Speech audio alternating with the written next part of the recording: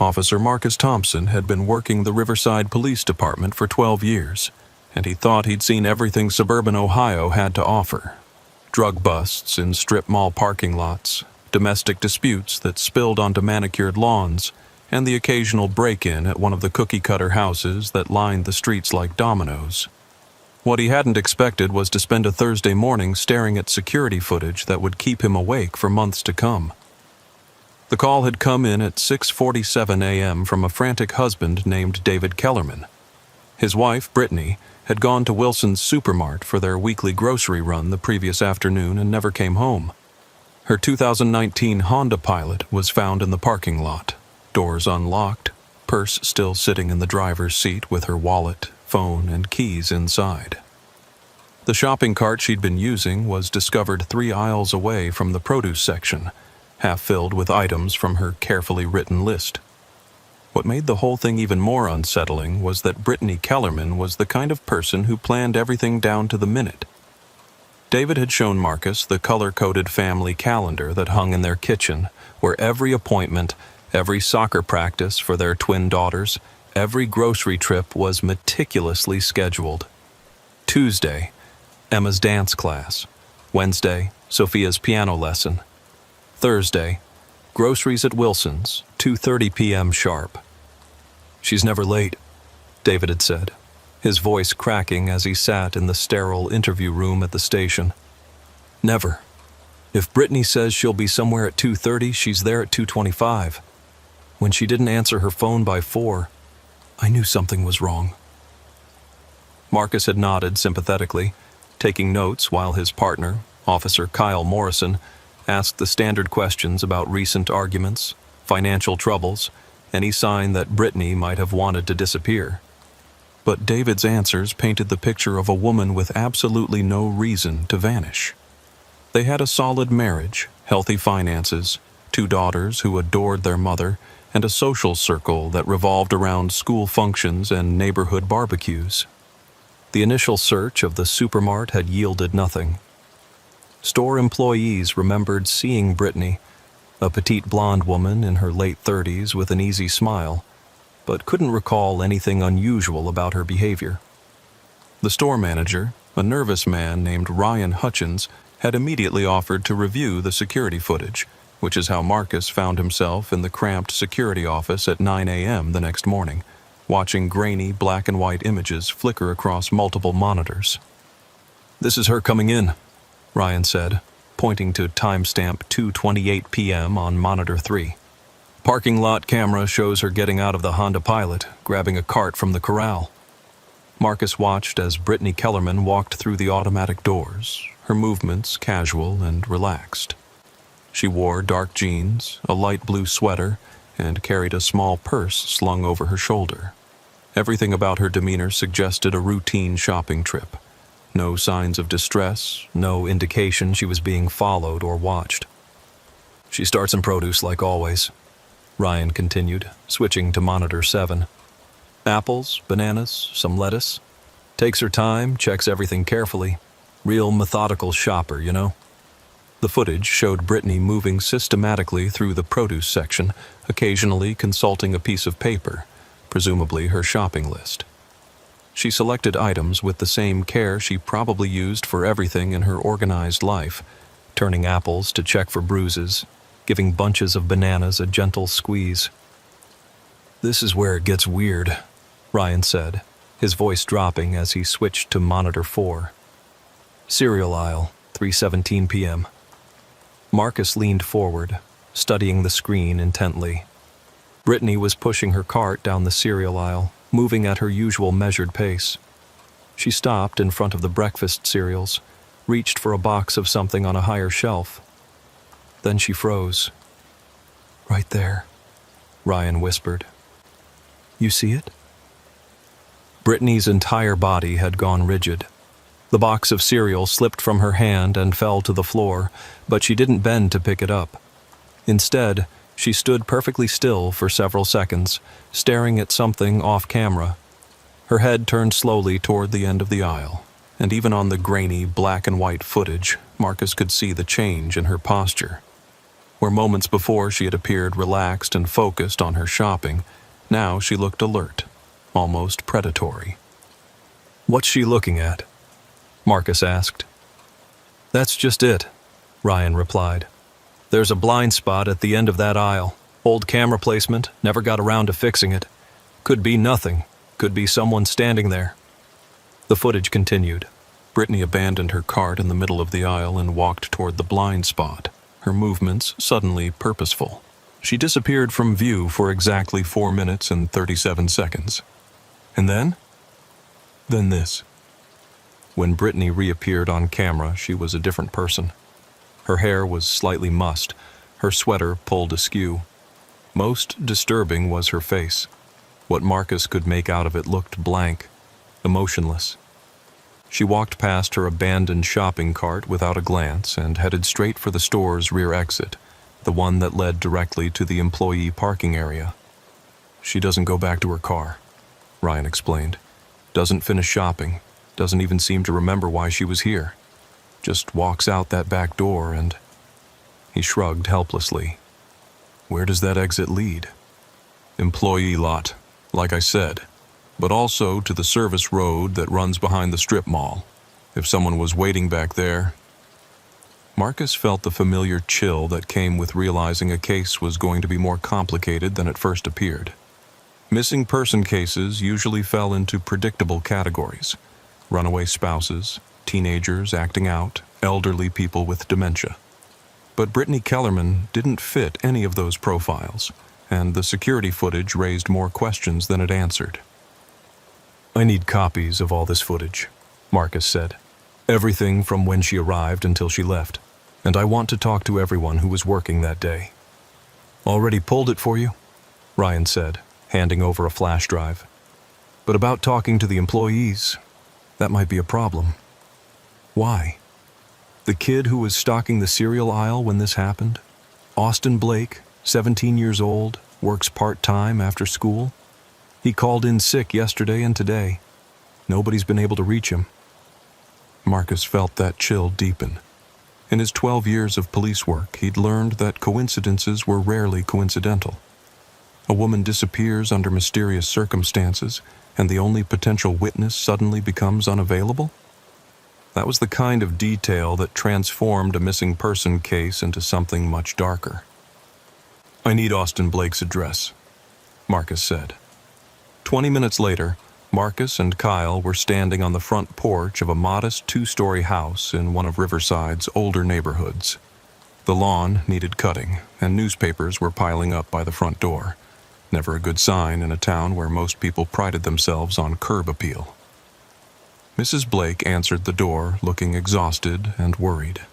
She was a thin woman in her 40s with graying brown hair and dark circles under her eyes that suggested she hadn't been sleeping well. "Officers? Is this about Austin? Because I've been calling the school, calling his friends, and nobody's seen him since Tuesday." Marcus and Kyle exchanged glances. Austin Blake hadn't just missed work. He'd disappeared entirely, vanishing the day before Brittany Kellerman went to the supermart. "Mrs. Blake, when did you last see your son?" "Tuesday morning before school. He seemed, I don't know, distracted? Like something was bothering him. But you know teenagers, they don't talk to their parents about everything." Her voice wavered. "He came home that afternoon, went straight to his room. I called him for dinner, but he said he wasn't hungry. When I went to check on him later, he was gone. Window was open, and some of his clothes were missing." "Had he been acting differently lately? Any changes in behavior? New friends? Anything unusual?" Mrs. Blake nodded slowly. "The past few months, he'd been different. Secretive. He got a new phone, said he'd saved up money from the supermart job to buy it. But Austin's never been good with money, you know. And this phone was expensive. One of those fancy ones." Kyle was taking notes while Marcus continued the questioning. "Did Austin ever mention any of the customers at the supermart? Anyone who might have made him uncomfortable or asked about his schedule?" "Well, he did mention this one woman who came in every Thursday. Said she was always really nice to him, asked about school and his plans after graduation. He seemed to like the attention, honestly. Austin's always been a bit lonely, and this woman seemed to take an interest in him. Marcus felt his pulse quicken. Can you describe this woman? Small, blonde, pretty. Austin said she looked like someone's mom but dressed younger than most of the customers. He mentioned she always had this detailed shopping list and knew exactly what she wanted. Mrs. Blake paused. Wait, you don't think she had something to do with Austin's disappearance, do you? Rather than answer directly, Marcus asked for permission to search Austin's room. What they found there painted a disturbing picture of a 17-year-old boy who had been living a double life. Hidden under Austin's mattress was a burner phone, different from the expensive smartphone his mother had mentioned. The phone contained dozens of text messages exchanged with someone identified only as B in the contacts. The messages started innocuous enough. Compliments about Austin's work ethic, questions about his interests and future plans. But as Marcus scrolled through the conversation history, the tone shifted. The messages from B became increasingly personal, probing into Austin's home life, his relationship with his mother, his fears and insecurities. She seemed to instinctively know exactly what a lonely teenage boy needed to hear. She told him he was mature for his age, that she understood him in ways his family and friends never could. She spoke about feeling trapped in her own perfect life, surrounded by people who didn't really see her. Look at this, Kyle said, pointing to a message dated 3 weeks earlier. B. Sometimes I watch you at work and think about how different my life could have been if I'd met someone like you when I was younger. Austin. You shouldn't say stuff like that. You're married. B. Are you going to tell me you've never thought about older women? I see how you look at me when I come through your line. Austin. Maybe sometimes. B. I've been thinking about you too. More than I should. The conversation continued in that vein, with B gradually escalating the intimate nature of their exchanges while Austin seemed to be fighting his own moral reservations. She was patient, persistent, never pushing too hard too fast. It was a textbook example of grooming behavior, executed by someone who clearly understood exactly how to manipulate a vulnerable teenager. The final series of messages was dated Tuesday afternoon, the day Austin disappeared. B. I can't stop thinking about our conversation, about what you said you wanted. Austin. My mom would kill me if she found out I was talking to you like this. B. That's why it has to be our secret. You said you trusted me. Austin. I do trust you. B. Then meet me tonight.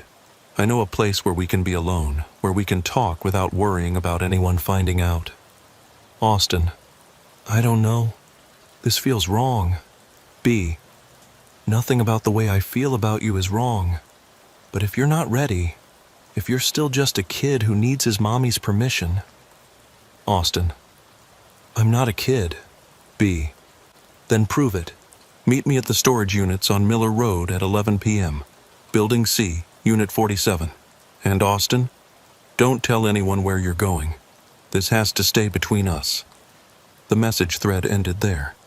Marcus stared at the phone screen, pieces of a horrifying puzzle beginning to fall into place. Brittany Kellerman, devoted wife and mother, pillar of the suburban community, had been conducting an illicit relationship with a teenage employee at the grocery store where she shopped. She had lured him to an isolated location with promises of a romantic encounter, and then both of them had vanished. But that left the biggest question of all unanswered. What had happened at that storage unit? And if Brittany Kellerman was capable of manipulating and potentially harming a teenage boy, what else might she be capable of? We need to get to those storage units, Marcus said, already heading for the door. Kyle nodded grimly. And we need to call in a full forensics team, because I have a feeling we're not looking for 2 missing persons anymore. As they drove toward Miller Road, Marcus couldn't shake the image of Brittany Kellerman's blank, emotionless face on the security footage. Whatever had happened in that blind spot at the supermart, it had transformed a seemingly normal suburban mother into someone or something entirely different. And somewhere in the back of his mind, a small voice whispered a question that would haunt him for weeks to come. If Brittany Kellerman could fool her own husband and children about who she really was, how many other people in Riverside were hiding similar secrets behind their perfect suburban facades? The storage facility on Miller Road sat at the edge of town, surrounded by chain-link fence and accessible only through a single gate. It was the kind of place people rented units at when they needed to hide things they couldn't keep at home. Old furniture, seasonal decorations, or in some cases, evidence of crimes they'd rather forget. As Marcus and Kyle pulled into the parking lot, the facility manager was already waiting for them by the main office. Word traveled fast in small towns, and news that the police were interested in one of the units had clearly reached him quickly. "Unit C-47, the manager said without preamble. He was a heavy-set man in his 50s with oil-stained fingers and a nervous demeanor. "Been rented for about 3 months now, paid in cash, 6 months up front. Renter gave her name as Beth Kelly." Marcus and Kyle exchanged glances. Beth Kelly, close enough to Brittany Kellerman to be a hastily chosen alias, different enough to avoid immediate detection if someone ran the name. "Can you describe the woman who rented it?" "Small, blonde, real polite. Said she needed somewhere to store some things while she went through a divorce. You know, stuff she didn't want her husband to find during the proceedings. Happens more than you'd think." They followed the manager through a maze of identical storage buildings until they reached Unit C-47. The metal roll-up door was secured with a heavy padlock, and there were no windows or other ways to see inside. "We're going to need bolt cutters," Marcus said. While Kyle went to fetch the necessary tools from their patrol car, Marcus walked the perimeter of the building, looking for any signs of disturbance. The concrete floor of the covered walkway showed faint drag marks leading to and from Unit C-47, and there were what looked like dried blood drops near the base of the door. When Kyle returned with the bolt cutters, Marcus had already called for backup and a full forensics team. Whatever they were about to find inside that storage unit, he had a feeling it was going to require more expertise than 2 patrol officers could provide. The padlock snapped with a metallic crack that echoed through the storage facility. Marcus grabbed the door handle and began to roll it up, the metal grinding against its tracks as the contents of Unit C-47 were gradually revealed. What they saw inside would change everything they thought they knew about Brittany Kellerman, Austin Blake, and the dark secrets that could fester beneath the surface of even the most ordinary-seeming lives. But that revelation would have to wait until they could process what their eyes were telling them, because the scene inside Unit C-47 was unlike anything either officer had encountered in their combined 20-plus years of police work. And in that moment, Marcus realized that Brittany Kellerman's disappearance from the supermart wasn't the beginning of their investigation. It was just the latest chapter in a story that had been unfolding in the shadows of Riverside for much longer than anyone had imagined. The smell hit them first, a sickly sweet combination of decay and industrial disinfectant that made Kyle gag and step backward. Marcus forced himself to breathe through his mouth as his eyes adjusted to the dim interior of storage unit C-47, trying to make sense of what he was seeing. The unit had been converted into something that resembled a twisted combination of a laboratory and an artist's studio. The walls were lined with metal shelving units, each containing dozens of glass jars filled with clear liquid and floating objects that Marcus didn't want to examine too closely. A fold-out table dominated the center of the space, covered with notebooks, photographs, and what appeared to be detailed anatomical drawings. But it was the far corner that made Marcus reach for his radio to call for immediate backup. Austin Blake was there, or what remained of him. The 17-year-old boy was suspended from the ceiling by a complex system of ropes and pulleys, his body positioned in a way that suggested he had been used for some kind of grotesque experiment. His eyes had been surgically removed, and in their place were small cameras, their red recording lights blinking steadily in the dim light of the storage unit. "Jesus Christ," Kyle whispered, his voice barely audible. Marcus was already on his radio, calling for detectives, forensics, the coroner, and anyone else who might be equipped to process what they'd stumbled into. As he spoke, he forced himself to continue examining the scene, knowing that every detail might be crucial to understanding what had happened here. The notebooks on the table were filled with meticulous handwriting in what appeared to be Brittany Kellerman's neat script. Marcus used a pen to flip through the pages, careful not to contaminate potential evidence. What he read made his blood run cold. Entry 1. Subject acquired successfully. Initial resistance minimal once sedation took effect. Preliminary measurements completed. Subject appears to be in excellent physical condition for the procedure. Entry 7. Subject has adapted well to the restraint system. Vital signs remain stable. Beginning Phase 2 of the observation protocol. The cameras are functioning perfectly. I can now see everything he sees, even in complete darkness. Entry 12. Remarkable discovery. The subject's capacity for terror seems to be limitless. Even after days of conditioning, each new stimulus produces the same intense physiological response. The fear never diminishes. It only transforms.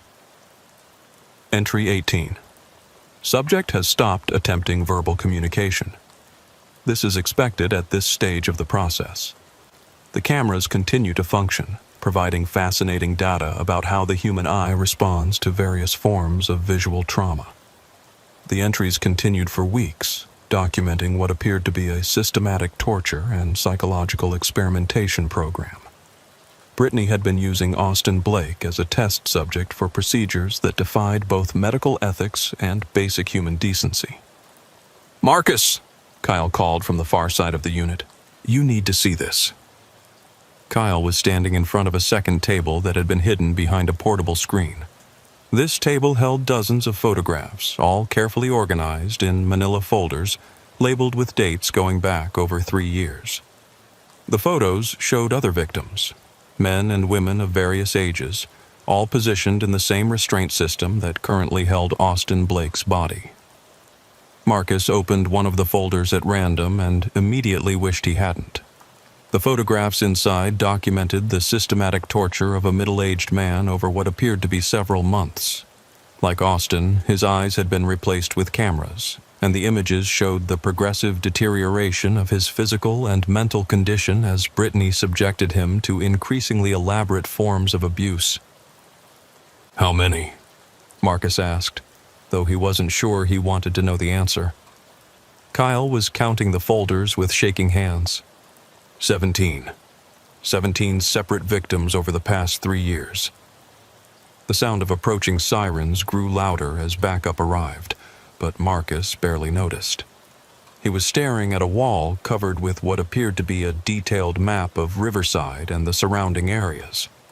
Red pins marked dozens of locations throughout the town, connected by colored string that formed a complex web of relationships and connections.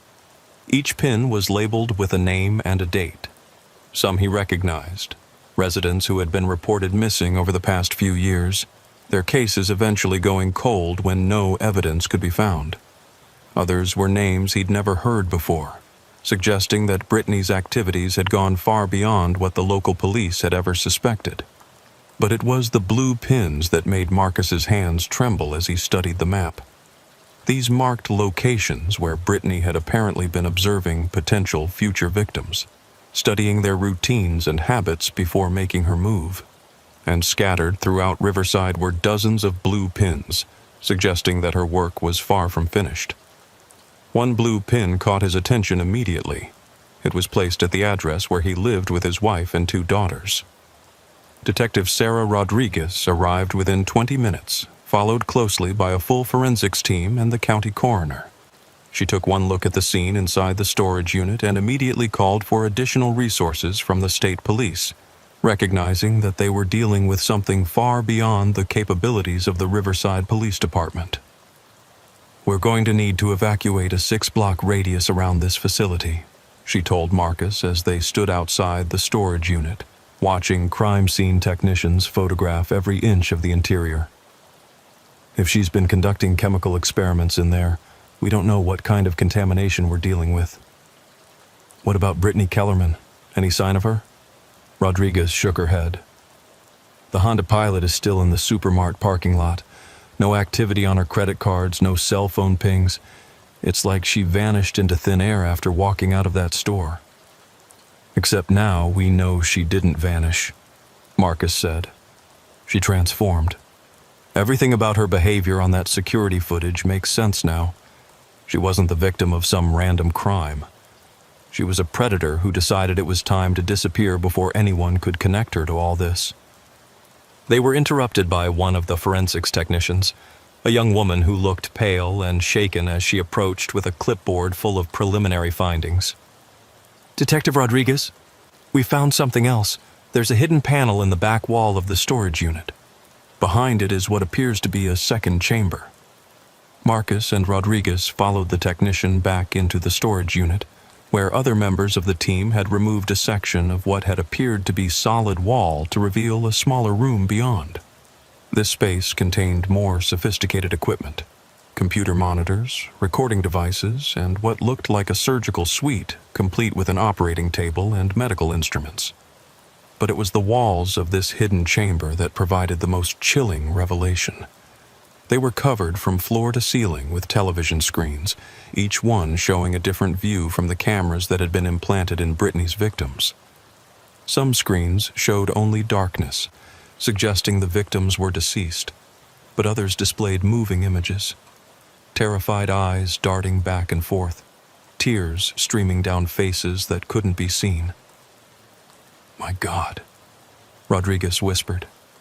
"She still got some of them. They're still alive." A technician was already working to trace the signals from the various camera feeds, trying to determine where the surviving victims were being held. The feeds appeared to be coming from multiple locations throughout the county, suggesting that Brittany had established several different facilities for her experiments. Marcus studied the screens showing active feeds, trying to identify anything that might help locate the victims. One screen caught his attention. The view showed what appeared to be a residential basement, with distinctive stone walls and an old-fashioned coal furnace that looked familiar. "I know where this is," he said suddenly. "That basement. I've seen it before." Rodriguez looked at him expectantly. 3 months ago, we responded to a wellness check at 1247 Elm Street. Elderly woman named Dorothy Morrison hadn't been seen for a few days, but when we checked the house, it was empty. We assumed she'd gone to stay with relatives and forgotten to tell anyone. But that basement, Marcus pointed at the screen. Same stone walls, same old furnace. "Get units to that address immediately," Rodriguez ordered. "And check the property records. I want to know who owns that house now." As police cars raced toward Elm Street, Marcus continued studying the wall of monitors, looking for other locations he might recognize. The scale of Brittany's operation was becoming clear. She hadn't just been abducting and torturing individual victims. She had been systematically targeting isolated members of the community, people whose disappearances wouldn't be immediately noticed or investigated. The elderly, the mentally ill, transients, and troubled teenagers like Austin Blake, all people who existed on the margins of Riverside's suburban community, invisible to most of their neighbors until they vanished entirely. "Detective," one of the technicians called out, "we've got something else. There's a computer terminal back here that appears to be connected to a much larger network. It looks like she was sharing these feeds with other people." Rodriguez and Marcus hurried to the computer, where a technician was scrolling through what appeared to be a sophisticated online platform. The interface resembled a social media site, but instead of family photos and status updates, It hosted live streams of torture sessions and detailed discussions about experimental techniques. Jesus, Rodriguez said. She was part of some kind of network. This isn't just one disturbed individual, it's an organized group. The user profiles visible on the screen showed people from across the country, possibly around the world, all participating in what appeared to be a shared obsession with human experimentation and torture. They exchanged techniques, compared results, and even wagered on the outcomes of various procedures. Brittany's profile, operating under the username Suburban Scientist, showed her to be one of the most active members of the community. Her posts detailed every aspect of her experiments, complete with photographs and video documentation. The comments from other users were filled with praise for her innovative techniques and requests for more detailed documentation of her procedures. But it was the private message section of her profile that revealed the most disturbing information. In the days leading up to her disappearance from the supermart, Brittany had been exchanging increasingly frantic messages with someone identified only as Master Experimenter. Master Experimenter. Local authorities getting too close. Time to implement exit strategy. Suburban Scientist. But I'm not finished with my current subjects. The data collection is at a critical phase. Master Experimenter. Data can be preserved remotely. Subjects are expendable. Your safety is paramount to the community. Suburban Scientist. Understood. Initiating Protocol 7. Master Experimenter. Extraction team will be at secondary location Thursday evening. Bring essential research only. Suburban Scientist. What about cleanup? Master Experimenter. That's not your concern anymore. The message thread ended there, but it painted a clear picture of what had happened. Brittany hadn't disappeared spontaneously. Her vanishing act had been carefully planned and coordinated with a larger organization. And if the messages were accurate, she was already long gone, extracted by professionals who specialized in helping wanted criminals disappear. We need to contact the FBI, Rodriguez said.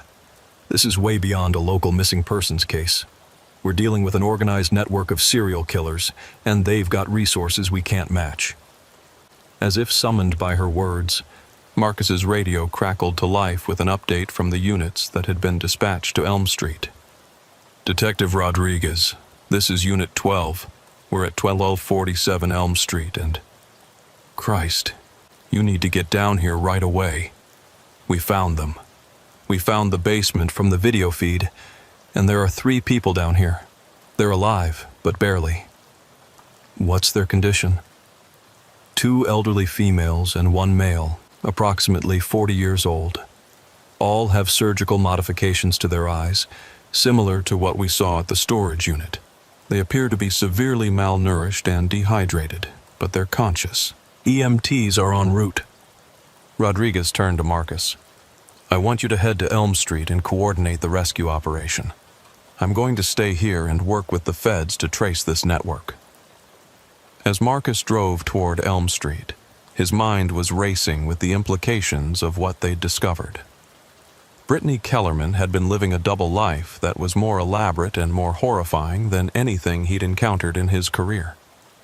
She had successfully maintained the facade of a devoted suburban mother while systematically torturing members of her own community for the entertainment of a global network of sadists. But perhaps most disturbing was the realization that she hadn't been working alone. Somewhere in Riverside, possibly living in a house just like the one Marcus went home to every night, other members of this network were continuing their work. The blue pins on Brittany's map suggested that multiple victims had been identified and were being watched, waiting for their turn to disappear into the nightmare world that existed just beneath the surface of suburban normalcy. As he pulled up to 1247 Elm Street, Marcus couldn't shake the feeling that Brittany's disappearance wasn't the end of their investigation. It was just the beginning of something much larger and more dangerous than anyone in Riverside had ever imagined. And somewhere in the back of his mind, he couldn't stop thinking about that blue pin placed at his home address, and what it might mean for his own family's safety. The basement at 1247 Elm Street was a chamber of horrors that would haunt Marcus for the rest of his career.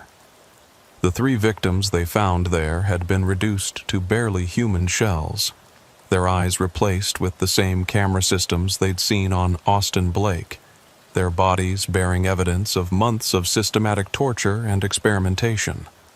Dr. Patricia Williams, the elderly woman who lived 2 blocks from Marcus's own house, had been missing for 8 months. Her family had assumed she'd moved to an assisted living facility after she stopped answering their calls, never reporting her disappearance to police. Now she lay on a makeshift operating table, conscious but unable to speak, her throat bearing surgical scars that suggested her vocal cords had been deliberately damaged. The second victim, Margaret Foster, had been homeless before her disappearance, one of the invisible people that most of Riverside's residents pretended not to see as she pushed her shopping cart through downtown areas and slept in doorways. No one had reported her missing because no one had considered her worth missing. The third victim was the most shocking discovery. James Morrison was a respected high school mathematics teacher who had supposedly taken early retirement and moved to Florida to care for his aging mother.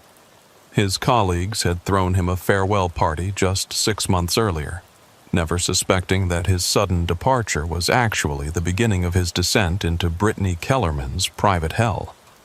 All 3 victims were alive but severely traumatized, their minds shattered by months of unimaginable abuse. The cameras in their eye sockets continued to broadcast their suffering to the online network that had been funding and encouraging Brittany's experiments. As EMTs worked to stabilize the victims for transport to the county medical center, Marcus coordinated with Detective Rodriguez and the FBI agents who had arrived to take over the investigation. The scope of what they'd uncovered was far beyond anything the Riverside Police Department was equipped to handle.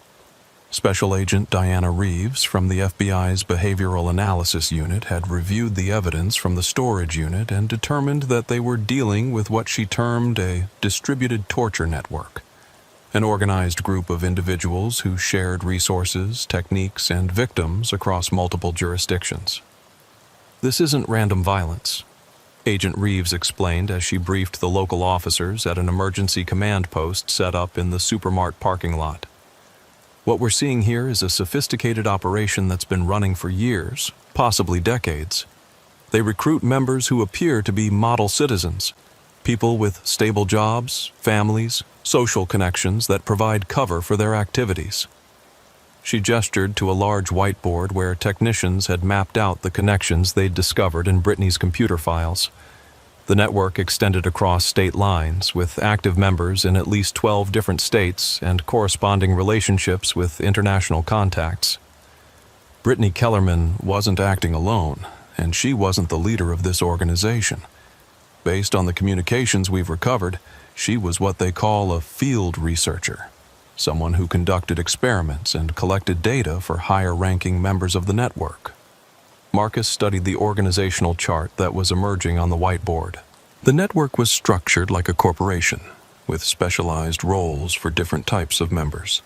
Scouts identified and tracked potential victims, researchers conducted experiments, cleaners disposed of evidence, and facilitators provided resources and coordination. "What happened to trigger her disappearance?" Rodriguez asked. "Someone tipped them off that law enforcement was getting close," Agent Reeves replied. "We're still analyzing the communications, but it appears they have sources within various police departments who warn them when investigations are getting too close to their activities."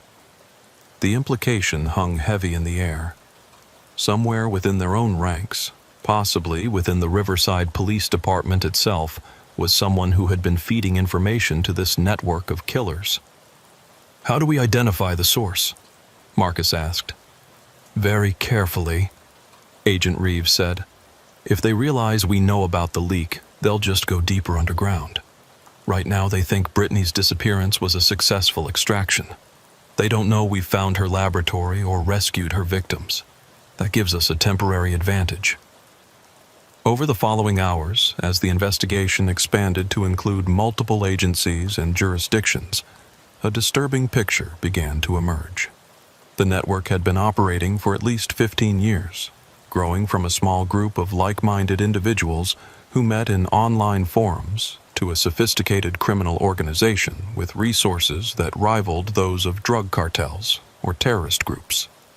They had developed their own communication protocols, financial systems, and operational security procedures. Members were recruited through carefully structured psychological evaluations designed to identify individuals with the right combination of intelligence, sadistic tendencies, and social camouflage to be valuable assets to the organization. The most chilling discovery came when FBI analysts managed to crack the encryption on the network's central communication server. The system contained detailed profiles on thousands of potential victims across the country, complete with personal information, daily routines, family relationships, and vulnerability assessments. Marcus recognized dozens of names from his own community: elderly residents who lived alone, struggling single parents, people dealing with mental health issues or substance abuse problems. Anyone who might disappear without immediate notice had been cataloged and evaluated as potential subjects for the network's experiments. But it wasn't just the vulnerable who had been targeted. The network also maintained files on law enforcement personnel, government officials, and community leaders, apparently as insurance against potential investigation or prosecution. Marcus's own file contained detailed information about his family, his work schedule, his mortgage payments, and even his daughter's school activities. "They've been watching all of us," Rodriguez said as she reviewed her own file. "Building leverage, looking for pressure points they could use if they needed to discourage an investigation." Agent Reeves nodded grimly. "This level of intelligence gathering suggests they have significant resources and technical capabilities. We're not dealing with a group of amateur sadists.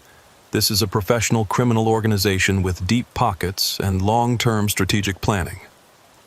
The breakthrough came when analysts discovered that the network's financial transactions were being processed through a series of shell companies registered in Delaware. The paper trail led to an investment firm in Manhattan that appeared to be legitimate on the surface, but was actually serving as a front for the network's operations. Within hours of that discovery, coordinated raids were being planned across multiple states.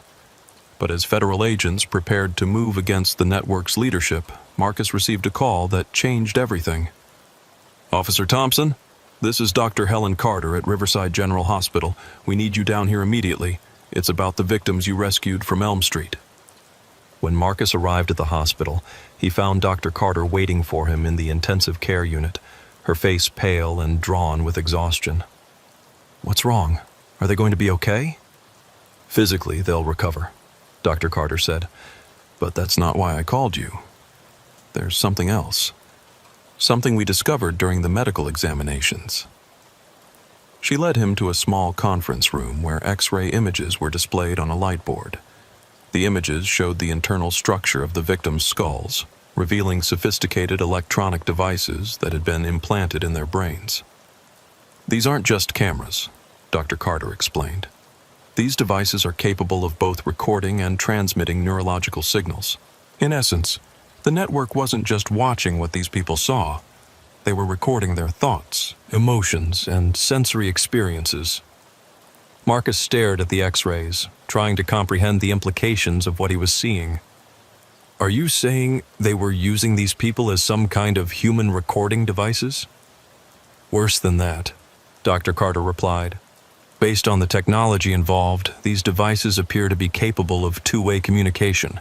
They weren't just recording the victims' experiences, they were potentially able to influence their thoughts and behavior as well." The revelation cast everything they'd discovered in a new light. The network wasn't just torturing people for entertainment.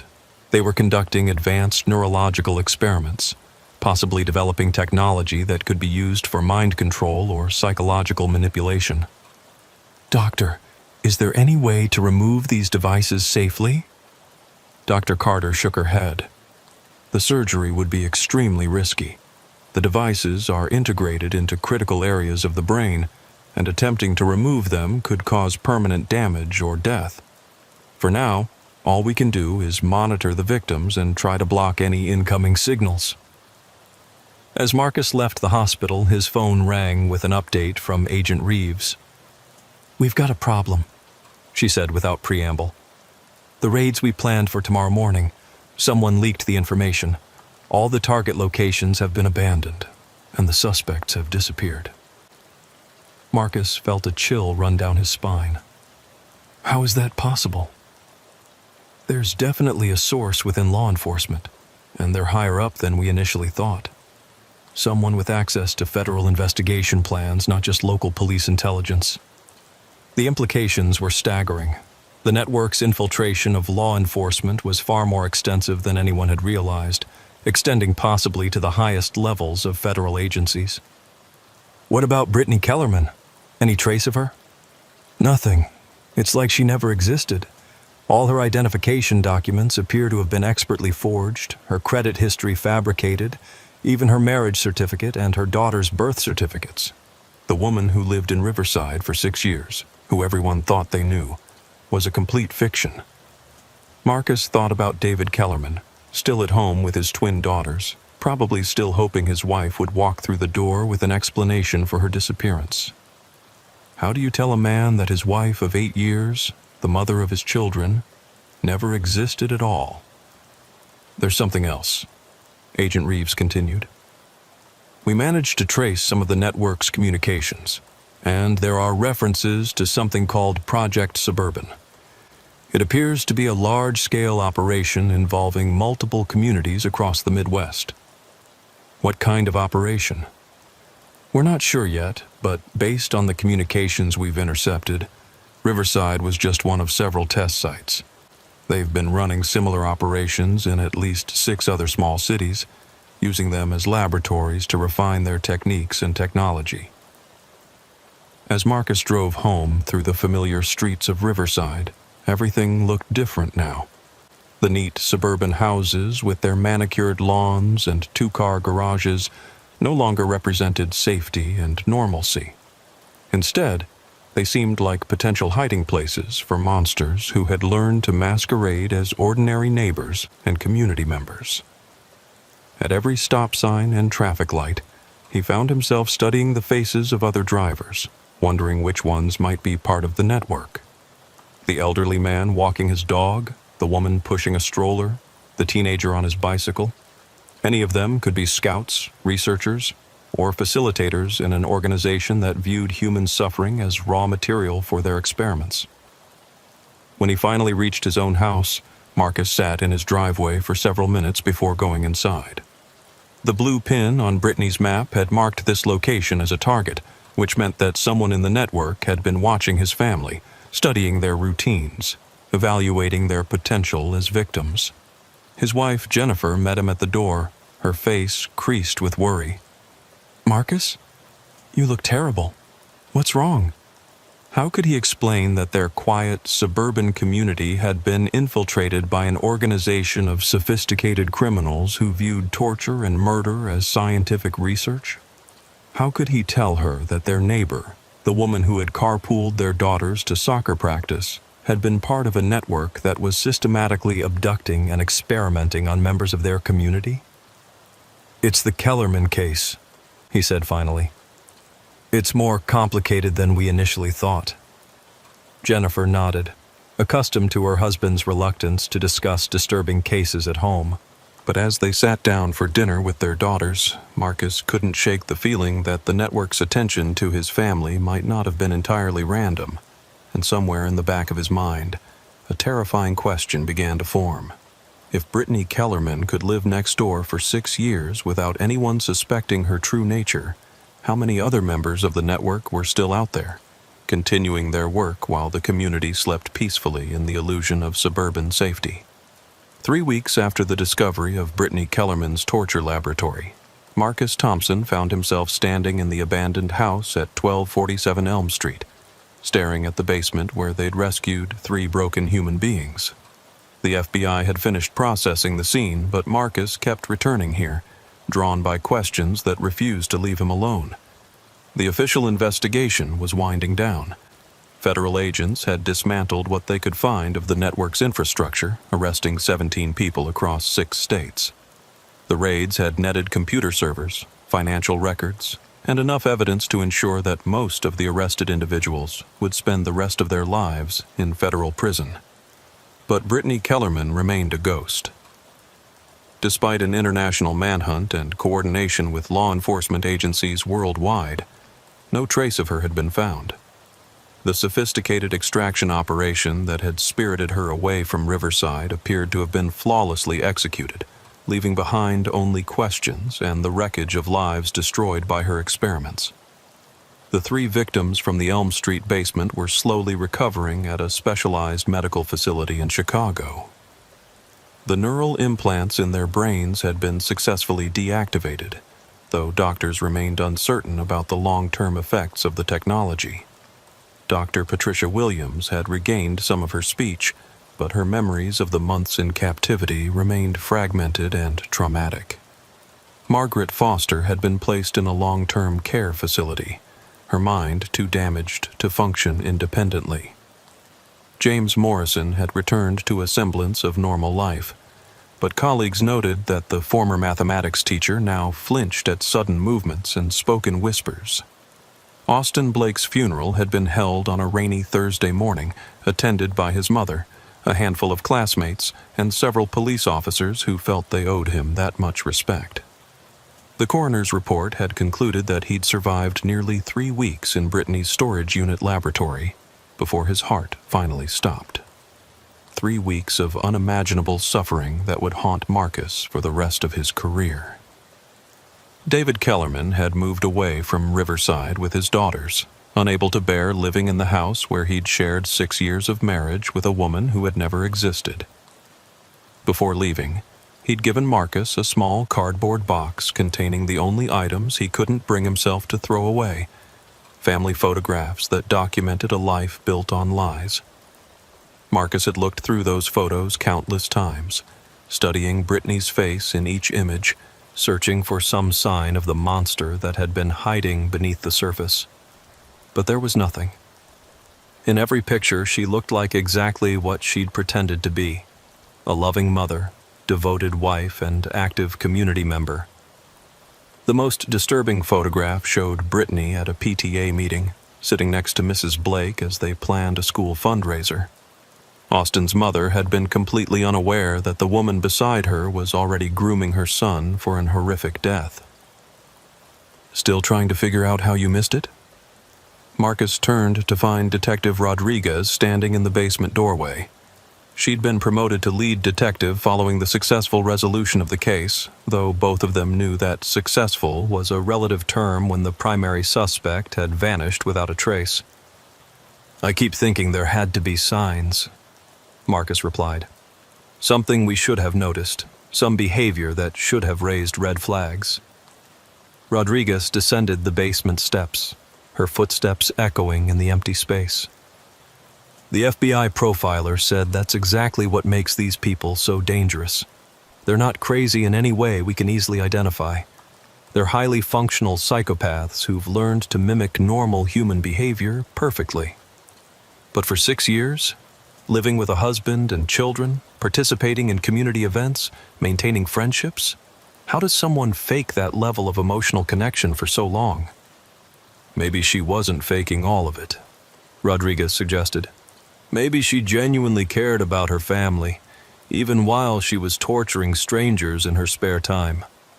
People are capable of compartmentalizing in ways that don't make sense to the rest of us." Marcus considered this possibility, but it somehow made the whole situation even more disturbing. The idea that Brittany could genuinely love her daughters while simultaneously conducting the most depraved experiments imaginable on other people's children suggested a level of psychological fragmentation that defied comprehension. His phone buzzed with a text message from Agent Reeves, who had remained in contact even after the federal investigation officially concluded. "New development. Can you meet me at the supermart in an hour?" Marcus and Rodriguez arrived at the grocery store to find Agent Reeves waiting in the parking lot beside a black SUV. She looked tired and frustrated, her usually professional demeanor showing cracks that suggested the case was taking a personal toll. "We got a break," she said without preamble. "The network we thought we'd dismantled? It was just one cell of a much larger organization. The people we arrested were middle management at best." She handed Marcus a tablet displaying what appeared to be a complex organizational chart. "This is what we've pieced together from the servers we seized. The torture network was just one division of something called the Suburban Initiative, a massive research project that's been running for over 20 years. Marcus studied the chart, noting connections that extended to universities, pharmaceutical companies, government contractors, and private research foundations. What kind of research? Behavioral modification, psychological conditioning, neural interface technology. They're developing methods to control human behavior on a large scale. The torture experiments were just one aspect of a broader program to understand how the human mind responds to various forms of trauma and conditioning." Rodriguez leaned over Marcus's shoulder to examine the chart. "You're saying this wasn't just sadism? They had some kind of scientific purpose?" "That's exactly what I'm saying. The network has been conducting illegal human experiments under the guise of various legitimate research programs. They recruit subjects from vulnerable populations, the homeless, the mentally ill, isolated elderly people, and use them as test subjects for technologies that could theoretically be used for everything from treating PTSD to creating perfect soldiers." Agent Reeves tapped the screen, highlighting a section of the organizational chart labeled Community Integration Studies. Riverside was designated as a test site for something called Project Suburban, an experiment in community-wide psychological manipulation. They wanted to see if they could establish control over an entire population without anyone realizing what was happening. "What kind of control?" Marcus asked. "We're still analyzing the data, but it appears they were testing various methods of social engineering, manipulating local politics, influencing economic decisions, even controlling which people got married and had children. Brittany Kellerman wasn't just conducting torture experiments.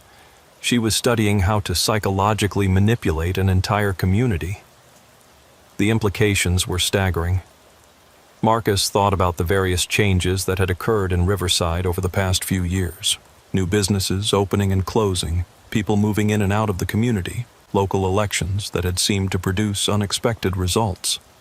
How much of what they'd assumed was natural social evolution had actually been carefully orchestrated manipulation? "The really disturbing part," Agent Reeves continued, "is that Riverside wasn't their first test site. We've identified at least 12 other communities where similar experiments were conducted over the past 2 decades. Some of those experiments are still ongoing." She showed them satellite images of small towns across the Midwest, each one marked with various colored indicators that supposedly represented different phases of the project. "They've been perfecting their techniques for years, learning how to gain influence over local institutions and gradually reshape entire communities according to their research goals." "But why?" Rodriguez asked. "What's the end game?" "We don't know yet. The communications we've intercepted suggest this is all preparation for something much larger, something they call the implementation. But we haven't been able to determine what that actually means." Marcus studied the satellite image of Riverside, noting the various markers that indicated locations of interest to the research project. His own house was marked with a blue indicator, along with dozens of other residences throughout the community.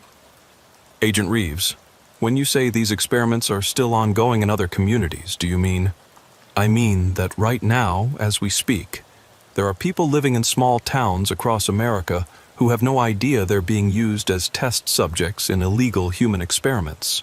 The network we dismantled was just one tentacle of something much larger and more dangerous."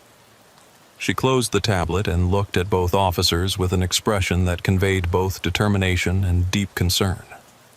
"The Bureau is putting together a multi-agency task force to investigate the Suburban Initiative, but it's going to take years to unravel the full scope of what they've been doing.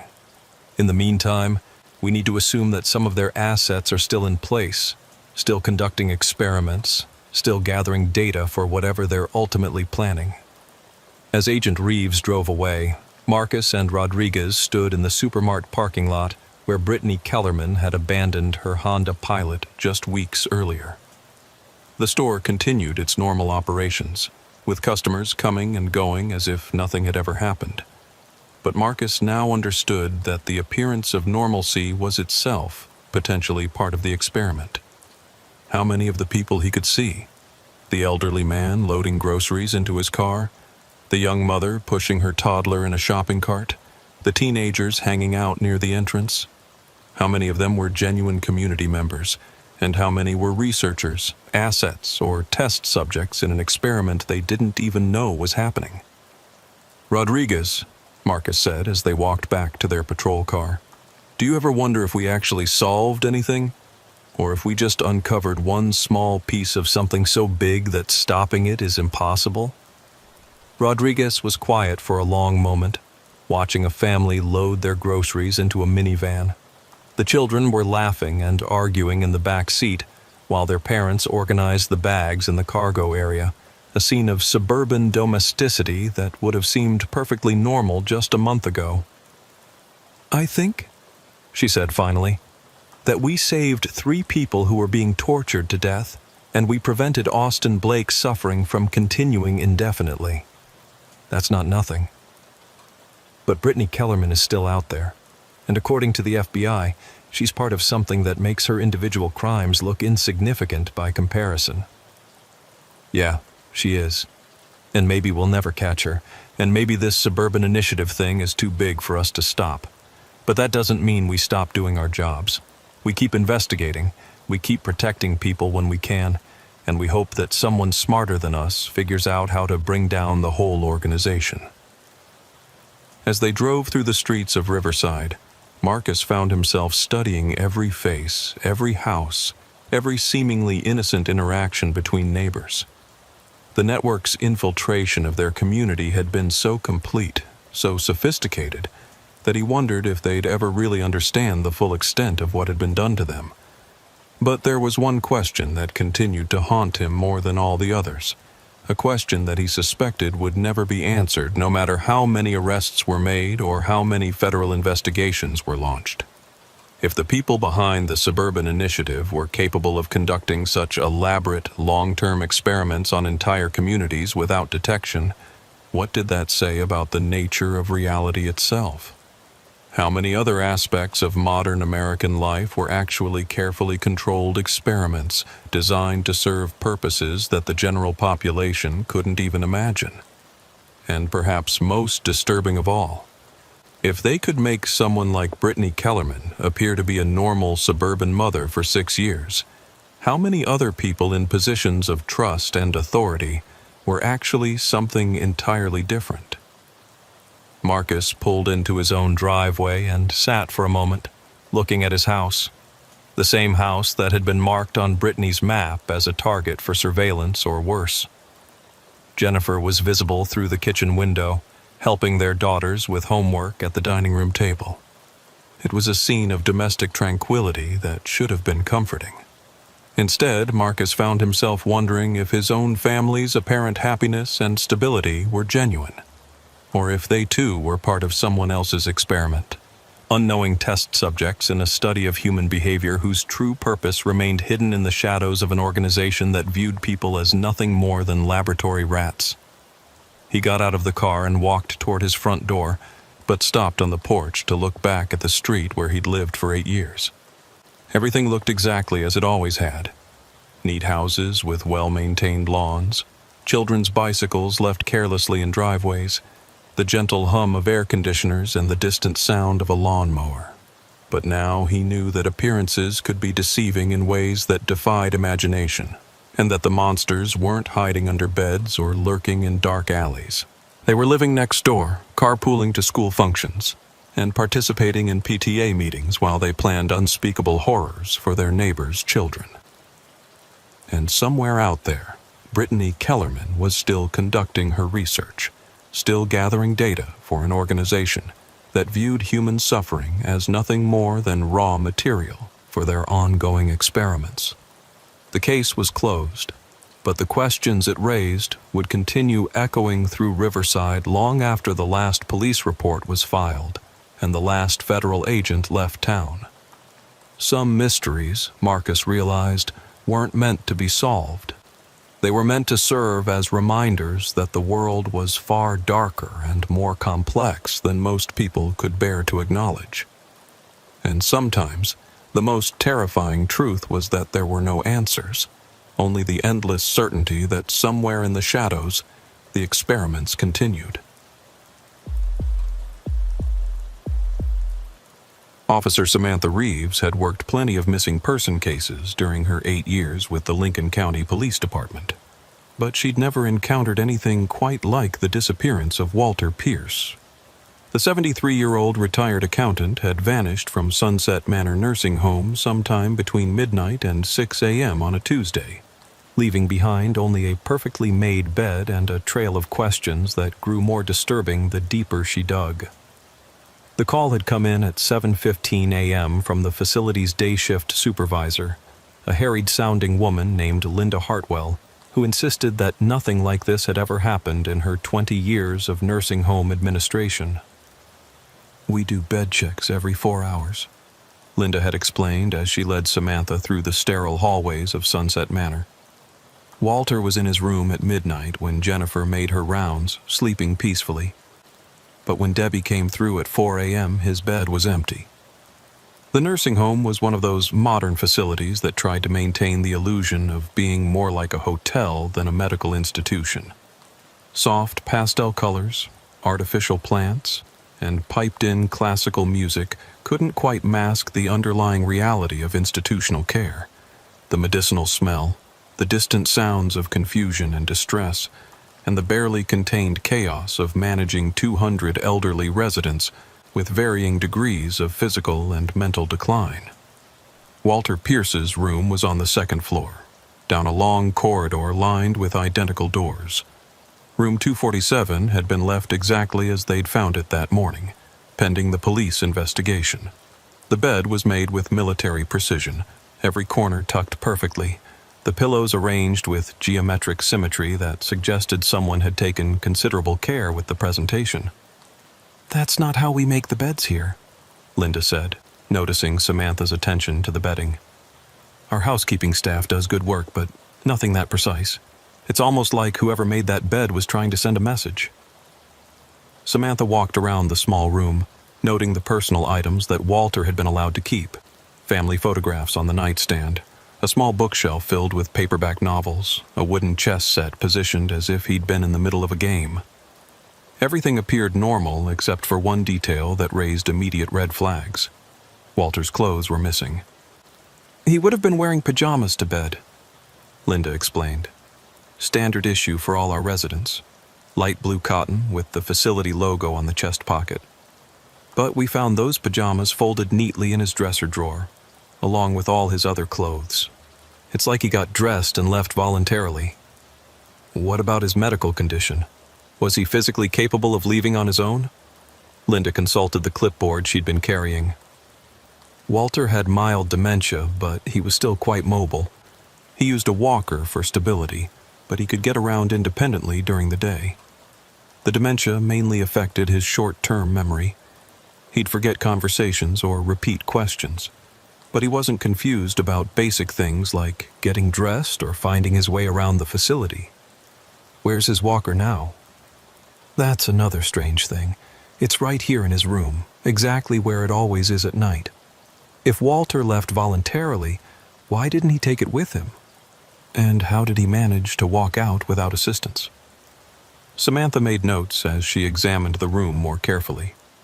The window was on the second floor with no fire escape or external access, ruling out that exit route.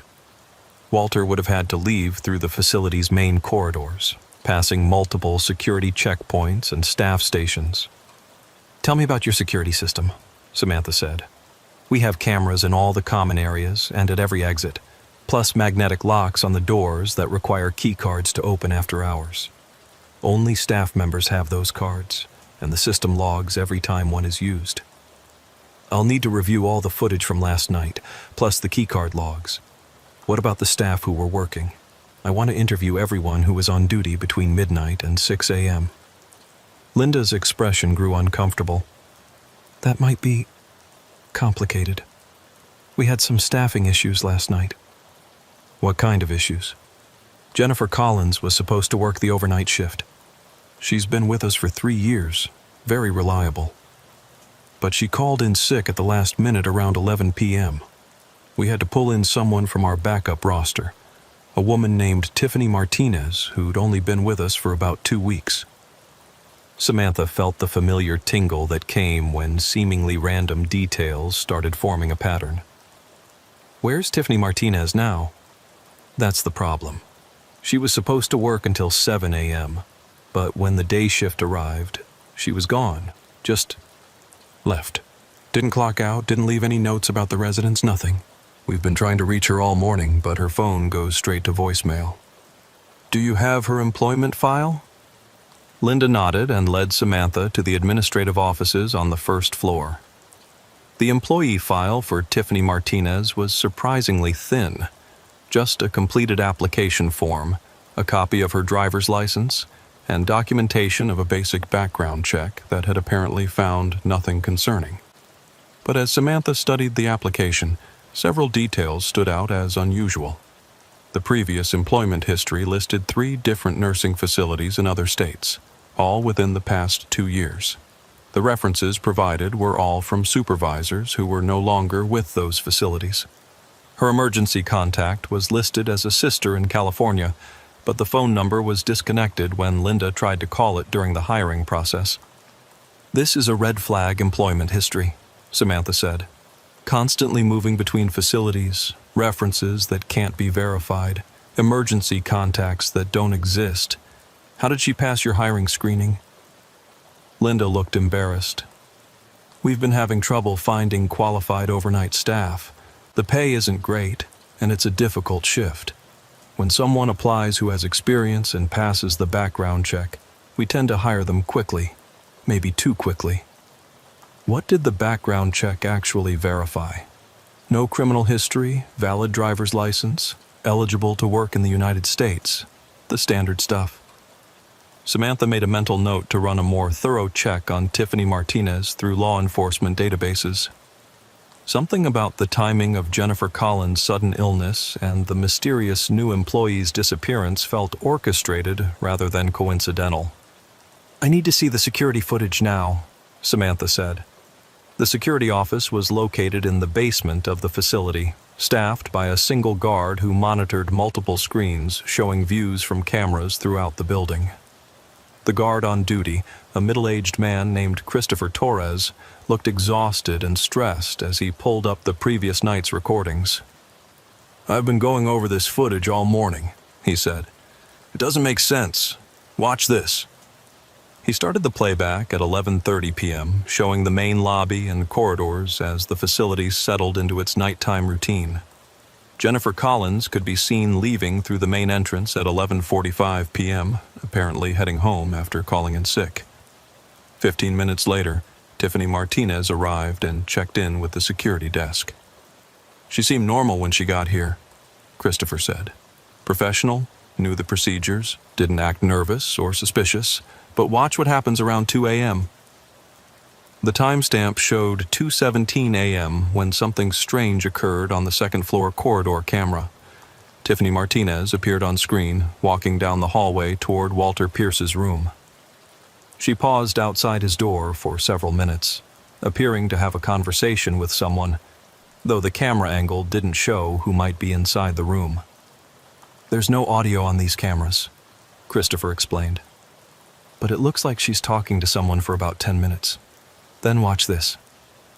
At 2:28 a.m., Tiffany turned and walked back down the corridor, disappearing from view. She didn't reappear on any camera for the rest of the night. That's impossible, Samantha said. She had to show up somewhere else in the building. People don't just vanish. That's what I thought too. But I've checked every camera, every angle. After 2:28 a.m., it's like she ceased to exist, and there's no record of her using a key card to leave the building. Samantha studied the footage more carefully, paying attention to details that might have been missed. What about this corridor? Is there anywhere she could have gone that wouldn't be visible on camera? Just the supply closets and the resident rooms. But all the closets require keycards to access, and there's no log of her using her card after the initial entry. Show me Walter's room during that time period. Christopher switched to a different camera angle that covered the area around room 247. The timestamp showed 2:15 a.m. when Tiffany Martinez first appeared outside Walter's door. She stood there for exactly 12 minutes, definitely speaking to someone inside the room, occasionally gesturing as if explaining something complex. Then, at 2:27 a.m., the door to Walter's room opened and two figures emerged: Tiffany Martinez and Walter Pierce. But something was wrong with Walter's appearance. Instead of the pajamas he should have been wearing, he was fully dressed in street clothes, moving without his walker and showing none of the hesitation or confusion typical of dementia patients navigating unfamiliar situations in the middle of the night. "Freeze it there," Samantha said. "Look at Walter's face." Christopher paused the footage and zoomed in on Walter Pierce's image. Even with the poor resolution of the security camera, it was clear that his expression was completely blank. No emotion, no recognition, no sign of the personality that his family and caregivers knew. He looked like a man in a trance. "They walk off camera together," Christopher continued the playback. "And then neither of them appears anywhere else in the building. It's like they both just vanished." Samantha spent the next hour reviewing every available camera angle, looking for any sign of where Walter Pierce and Tiffany Martinez might have gone. The building's security system was comprehensive, covering all public areas, exits, and common spaces. There were blind spots, but none that would allow two people to move from the second floor to outside the building without being detected. "Christopher, is there any way to disable the cameras remotely? Or to create a gap in the recording? Not without physical access to the equipment down here, or administrative access to the computer system. And the logs show continuous recording all night, no gaps or interruptions." Samantha was beginning to suspect they were dealing with something more sophisticated than a simple abduction or voluntary disappearance. The level of planning required to make two people vanish from a secured facility without leaving any trace suggested professional expertise and advanced knowledge of the security systems. "I need the complete employee file for Tiffany Martinez," she said, "plus any security footage from the parking lot and a list of everyone who has administrative access to your computer systems." As Christopher gathered the requested materials, Samantha's phone buzzed with a text message from her partner, Officer Daniel Rodriguez, who had been following up on background information. "Just talked to Jennifer Collins about her sick call last night. Says she never called in sick. Was planning to work her regular shift, but got a call around 10 p.m. from someone claiming to be Linda Hartwell saying they didn't need her because they had extra coverage. Jennifer assumed it was legitimate and stayed home." Samantha felt pieces of a puzzle clicking into place. Someone had impersonated the facility administrator to manipulate the staffing schedule, ensuring that Tiffany Martinez would be the only staff member on Walter's floor during the critical hours. This wasn't a crime of opportunity. It was a carefully planned operation. But why target Walter Pierce? A 73-year-old retired accountant with mild dementia didn't seem like an obvious choice for abduction. Unless there was something about his background that made him valuable to someone with the resources and expertise to execute such a sophisticated operation. Samantha called Rodriguez back. "I need you to run a deep background check on Walter Pierce. Employment history, financial records, family connections, everything you can find. And get me contact information for his family members. I want to know if there's anything in his past that might explain why someone would go to this much trouble to take him." As she waited for the background information, Samantha continued reviewing the security footage, looking for details she might have missed. The more she studied the images of Walter Pierce leaving his room, the more convinced she became that his behavior was not natural. His movements were too coordinated for someone with dementia. His expression too vacant for someone making a conscious decision to leave. It looked like he was being controlled somehow, guided by external influence rather than acting on his own volition. But that suggested capabilities that seemed to belong more to science fiction than to real-world criminal activity. Rodriguez called back within an hour with information that transformed the investigation completely. "You're not going to believe what I found about Walter Pierce," he said. "The guy wasn't just an accountant. From 1975 to 1995, he worked for a Department of Defense contractor called Advanced Research Solutions. His security clearance was top secret, and his work involved classified projects related to psychological warfare and behavior modification." Samantha felt a chill run down her spine. What kind of behavior modification? The records are heavily redacted, but it appears he was involved in developing techniques for what they called cognitive influence operations. Basically, methods for controlling or manipulating human behavior without the subject's awareness. Daniel, are you telling me that Walter Pierce spent 20 years developing mind control technology for the government? That's exactly what I'm telling you.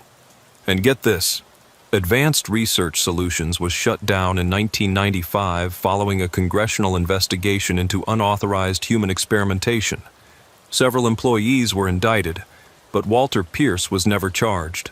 He took early retirement and moved to Lincoln County, where he's been living quietly ever since. The implications were staggering. Someone had gone to enormous trouble to abduct a man who possessed knowledge of classified behavior modification techniques developed by the government 30 years ago. But who would want that information, and what did they plan to do with it? "There's more," Rodriguez continued. "I found death certificates for 3 other former employees of Advanced Research Solutions, all within the past 6 months. Natural causes in every case. Heart attacks, strokes, that kind of thing. But all 3 were around Walter's age. All had similar security clearances and all died in different states under circumstances that didn't raise suspicion at the time. Someone's been systematically eliminating people with knowledge of these classified projects. That's what it looks like. And Walter Pierce was probably next on the list, except instead of killing him quietly, they decided to take him alive." Samantha looked back at the frozen security footage showing Walter's blank expression as he left his room with Tiffany Martinez. If Rodriguez's theory was correct, they weren't dealing with a random kidnapping or even organized crime. They were looking at what appeared to be a professional intelligence operation designed to extract classified information from a retired government contractor. But that raised an even more disturbing question. Who had the resources and motivation to conduct such an operation? And what did they plan to do with behavior modification techniques that the U.S. government had deemed too dangerous to continue developing? As Samantha drove back to the police station to coordinate with federal authorities, she couldn't shake the feeling that Walter Pierce's disappearance was just the beginning of something much larger and more dangerous than a simple missing person case. And somewhere in the back of her mind, she wondered how many other elderly residents in nursing homes across the country might be harboring secrets that someone was willing to kill for. The FBI field office in Kansas City looked exactly like what it was. A sterile monument to bureaucratic efficiency, all beige walls and fluorescent lighting designed to intimidate rather than comfort. Agent Trevor Morrison had agreed to meet Samantha there after her phone call about Walter Pierce's background, but his expression suggested this wasn't the first time he'd heard about missing persons with connections to classified government projects. "Advanced Research Solutions," Agent Morrison said, consulting a thick file folder as they sat in a windowless conference room. "We've been tracking incidents related to former ARS employees for the past 8 months. Walter Pierce makes number 17. Samantha felt her stomach drop. 17 people have disappeared? Not all disappeared.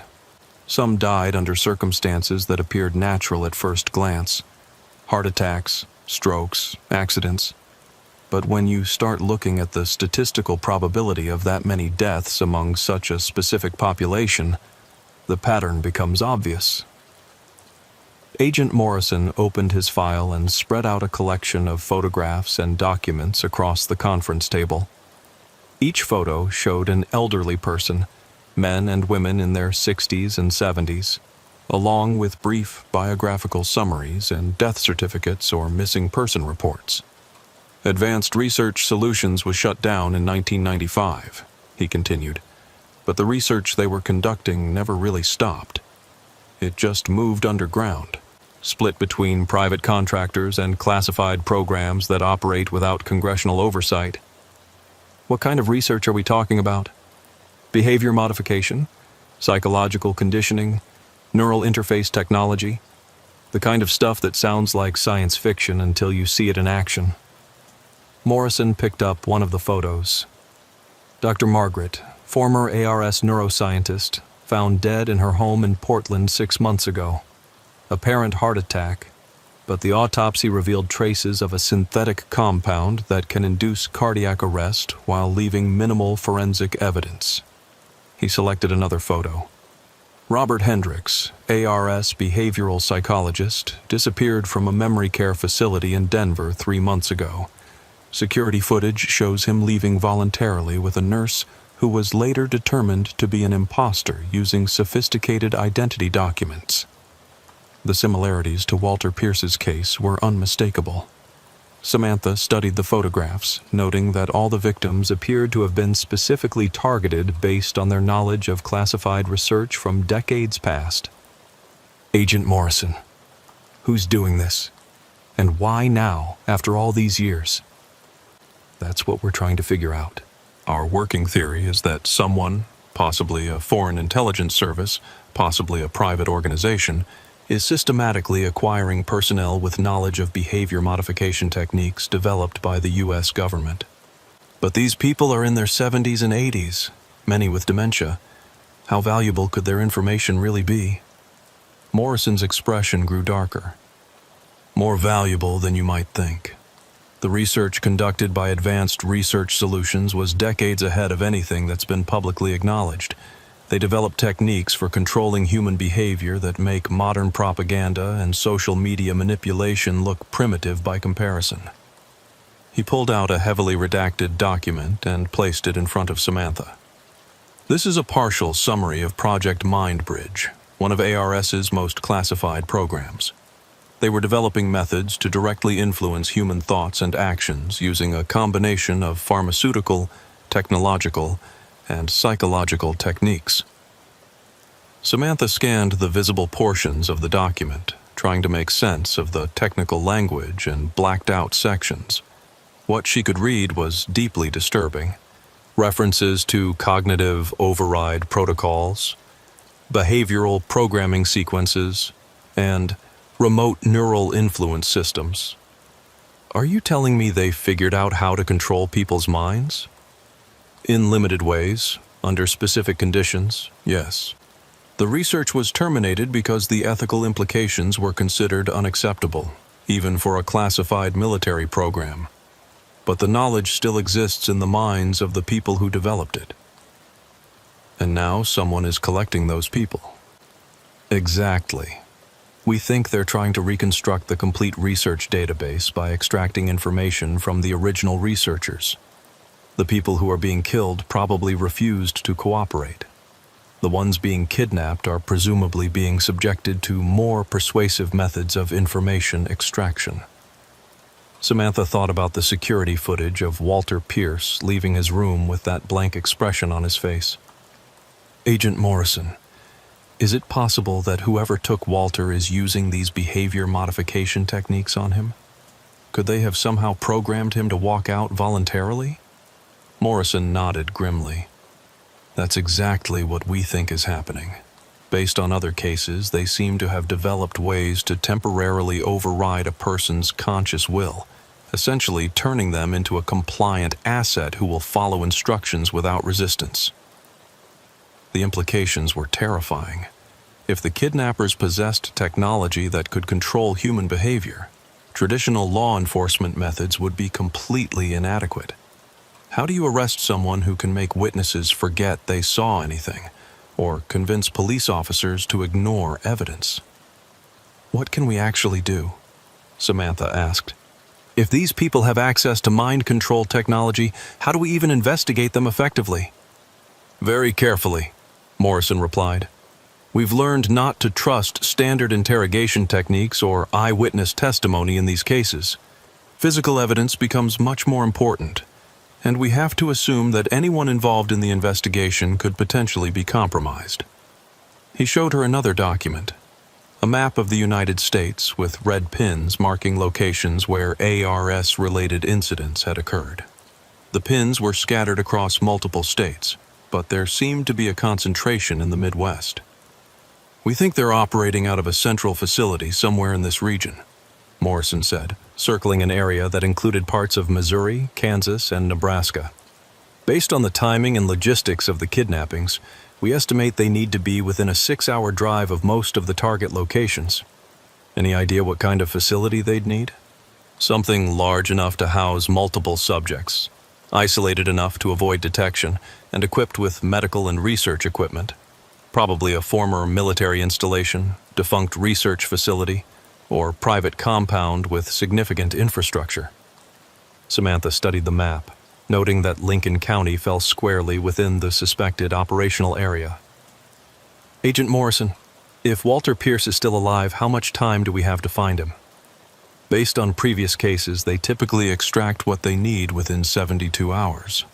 After that, the subjects either die from the stress of the interrogation process or are eliminated to prevent them from providing information to law enforcement. Samantha looked at her watch. Walter had been missing for 18 hours, which meant they had less than 3 days to locate him before he joined the growing list of ARS researchers who would never share their secrets with anyone. I need to get back to Lincoln County and continue the investigation, she said. Is there anything else you can tell me that might help? Morrison gathered up the files and photographs. Watch for patterns in communication and logistics. These operations require significant coordination and resources. Someone is funding this, providing equipment and personnel, and managing information security at a very high level. What about Tiffany Martinez, the fake nurse? Almost certainly a professional operative using a sophisticated cover identity. She's probably long gone, but any information you can gather about her could help us identify the organization she works for. As Samantha drove back to Lincoln County, her mind was racing with the implications of what Agent Morrison had told her. The disappearance of Walter Pierce wasn't just a local crime. It was part of a systematic operation to acquire classified information that could potentially be used to control human behavior on a massive scale. But there was another possibility that Morrison hadn't mentioned, one that was almost too frightening to consider. What if the people behind these kidnappings weren't trying to learn about behavior modification techniques? What if they had already mastered them and were now using them for purposes that went far beyond information extraction? When she arrived back at the police station, Samantha found her partner, Daniel Rodriguez, waiting for her with a stack of printouts and a grim expression. I've been digging deeper into the background checks for nursing home employees, he said, and I found something that's going to make you very uncomfortable. He handed her a spreadsheet showing employment records for healthcare workers across a dozen different facilities in the region. Look at the dates when people with ARS connections disappeared, then look at when temporary or new employees were hired at their facilities. Samantha scanned the data and immediately saw the pattern Rodriguez had identified. In every case, someone with credentials similar to Tiffany Martinez had been hired within 2 weeks of an ARS-related disappearance or death. The timing was too consistent to be coincidental. They've been infiltrating nursing homes and care facilities across multiple states, Rodriguez continued, placing operatives in positions where they can access vulnerable elderly residents, particularly those with backgrounds that might be of interest. How many facilities are we talking about? At least 15 that I've identified so far, possibly more. And here's the really disturbing part. Most of these operatives are still in place.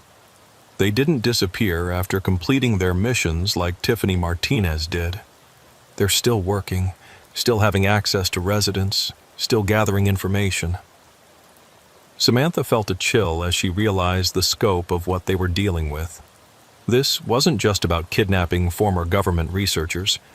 It was about establishing a network of assets throughout the healthcare system who could identify, monitor, and potentially eliminate people with knowledge that someone considered valuable. Daniel, we need to contact every facility on this list and warn them that they may have infiltrators on their staff, and we need to do it without alerting the operatives that we know about them. Already thought of that, Rodriguez said. I've been working with the FBI to coordinate simultaneous interviews with facility administrators, but we have to assume that some of these operatives will realize what's happening and either disappear or escalate their activities. As if summoned by his words, Samantha's phone rang with a call from Linda Hartwell at Sunset Manor. Officer Reeves, thank God you answered. We have another problem. A big one. What's wrong? It's about Jennifer Collins, the nurse who called in sick the night Walter disappeared. She didn't call in sick. She's been found dead in her apartment. And it looks like she's been dead for at least 2 days. Samantha felt the pieces of a darker puzzle falling into place. Jennifer Collins hadn't called in sick on the night of Walter's disappearance because Jennifer Collins had already been murdered. Someone had killed her, stolen her identity information, and used it to manipulate the staffing schedule at Sunset Manor. Linda, I need you to listen to me very carefully. Lock down the facility immediately. Don't let anyone in or out without police authorization. And I need a complete list of every employee who's been hired in the past 6 months, along with their personnel files. Officer Reeves, what's going on? Are we in danger? Samantha thought about the network of infiltrators that Rodriguez had identified, the sophisticated operation that had successfully extracted Walter Pierce without leaving any usable evidence, and the growing list of elderly researchers who had died or disappeared under suspicious circumstances. I don't know yet, she said honestly, but I think Walter's disappearance is just the beginning of something much bigger. As she hung up the phone, Samantha realized that their investigation had shifted from a missing person case to something that resembled a counterintelligence operation. They were dealing with professional adversaries who had resources, training, and objectives that went far beyond anything the Lincoln County Police Department was equipped to handle. But somewhere in the complex web of false identities, infiltrated facilities, and classified research projects, Walter Pierce was still alive and still valuable enough to keep breathing. Finding him had become more than just a matter of solving a crime. It had become a race against time to prevent classified information from falling into the hands of people who clearly understood its potential for causing harm on an unimaginable scale. And with every hour that passed, the odds of bringing Walter home alive grew smaller, while the likelihood of additional victims grew larger. The abandoned Hartwell Research Institute had been sitting empty for 12 years, slowly deteriorating in the Kansas prairie 40 miles outside of Topeka.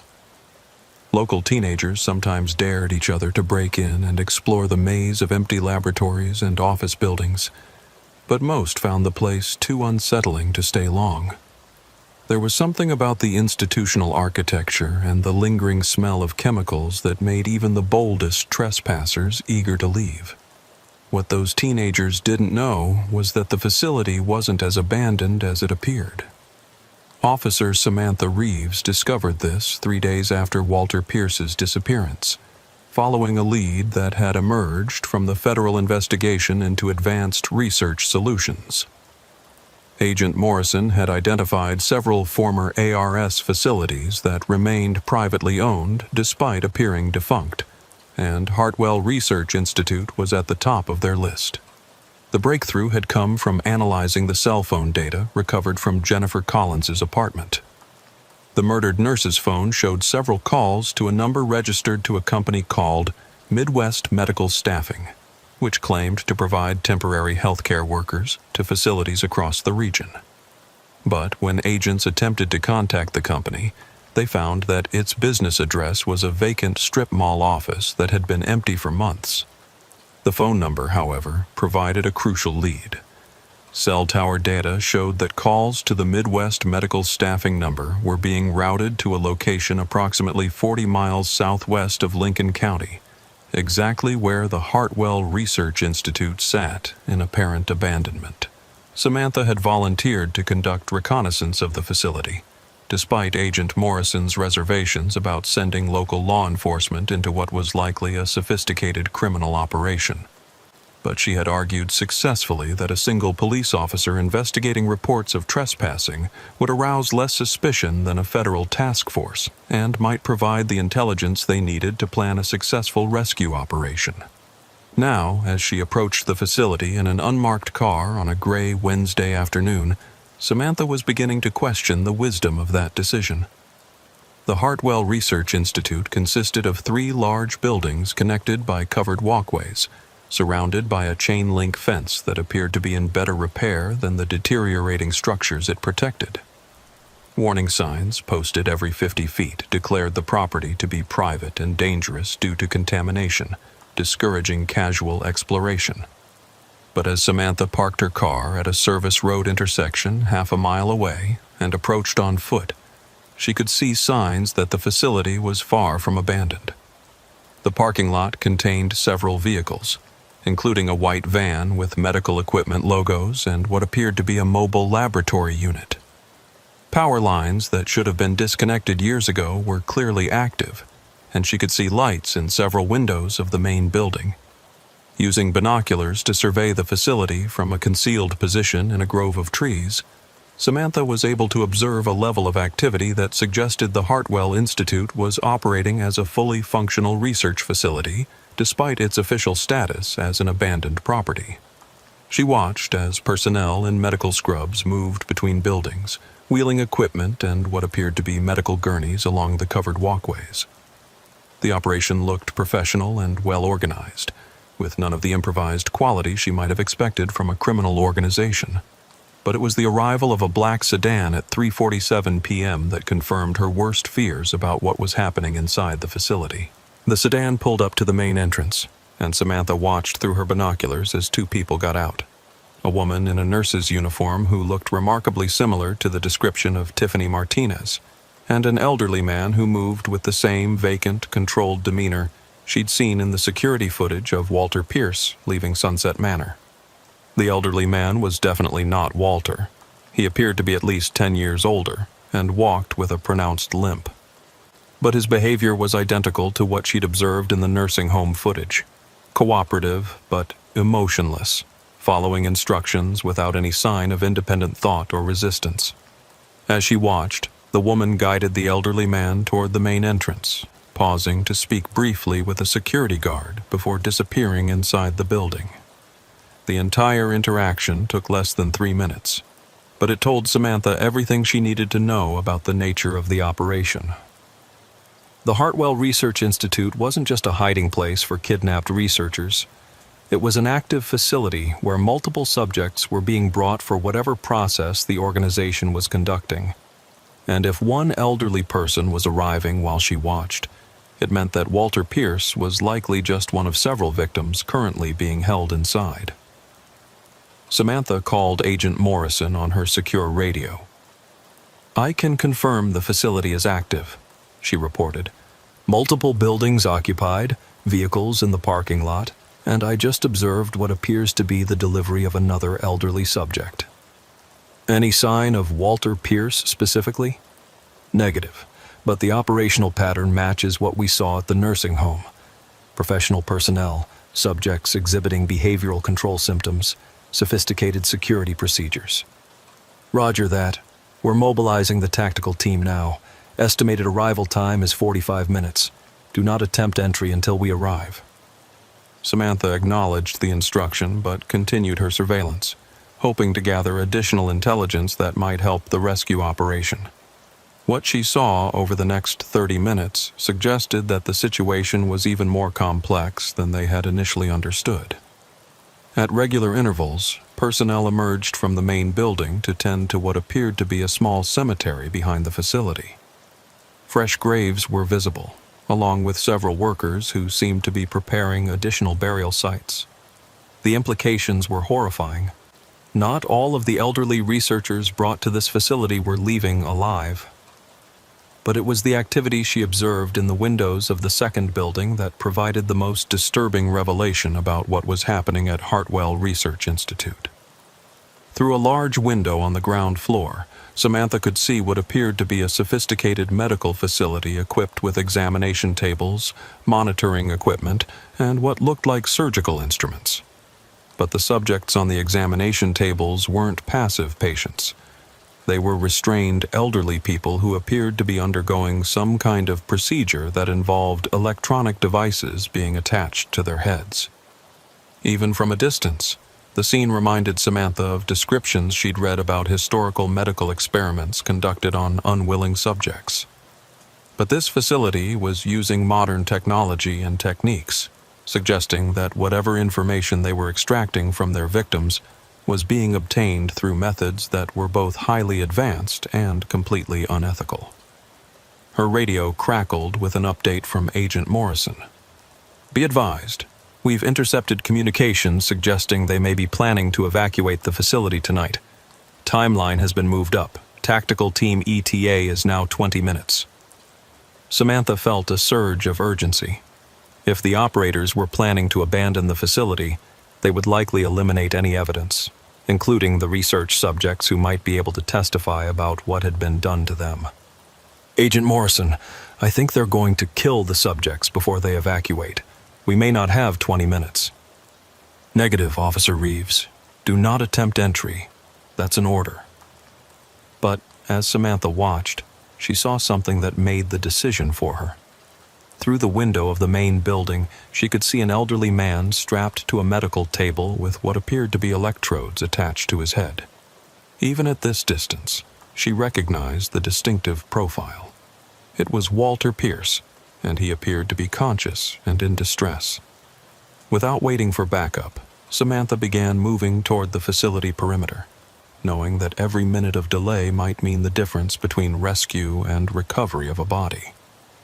The chain-link fence was equipped with motion sensors and surveillance cameras, but Samantha had observed a section near the loading dock where tall weeds provided concealment from most angles. She managed to cut through the fence using wire cutters from her patrol car toolkit, creating an opening just large enough to crawl through without triggering obvious alarms. The loading dock area was temporarily unguarded, allowing her to reach the rear entrance of the main building. The door was locked, but it was an older institutional lock that yielded to basic lock-picking techniques she'd learned during her police training. Inside, the facility was a maze of corridors lined with rooms that had been converted from research laboratories into holding cells and medical examination areas.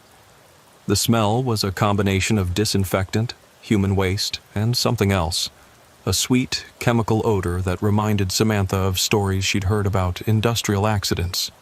She could hear voices coming from deeper in the building, along with the electronic beeping of medical monitoring equipment. Following the sounds, she located a central corridor that seemed to lead to the main operational area of the facility. What she found there would haunt her for the rest of her career. The main laboratory had been converted into what could only be described as a human experimentation facility. A dozen examination tables were arranged in rows, each occupied by an elderly person in various stages of what appeared to be medical torture. Most of the subjects were unconscious, but a few were awake and clearly aware of their surroundings despite being unable to move or speak.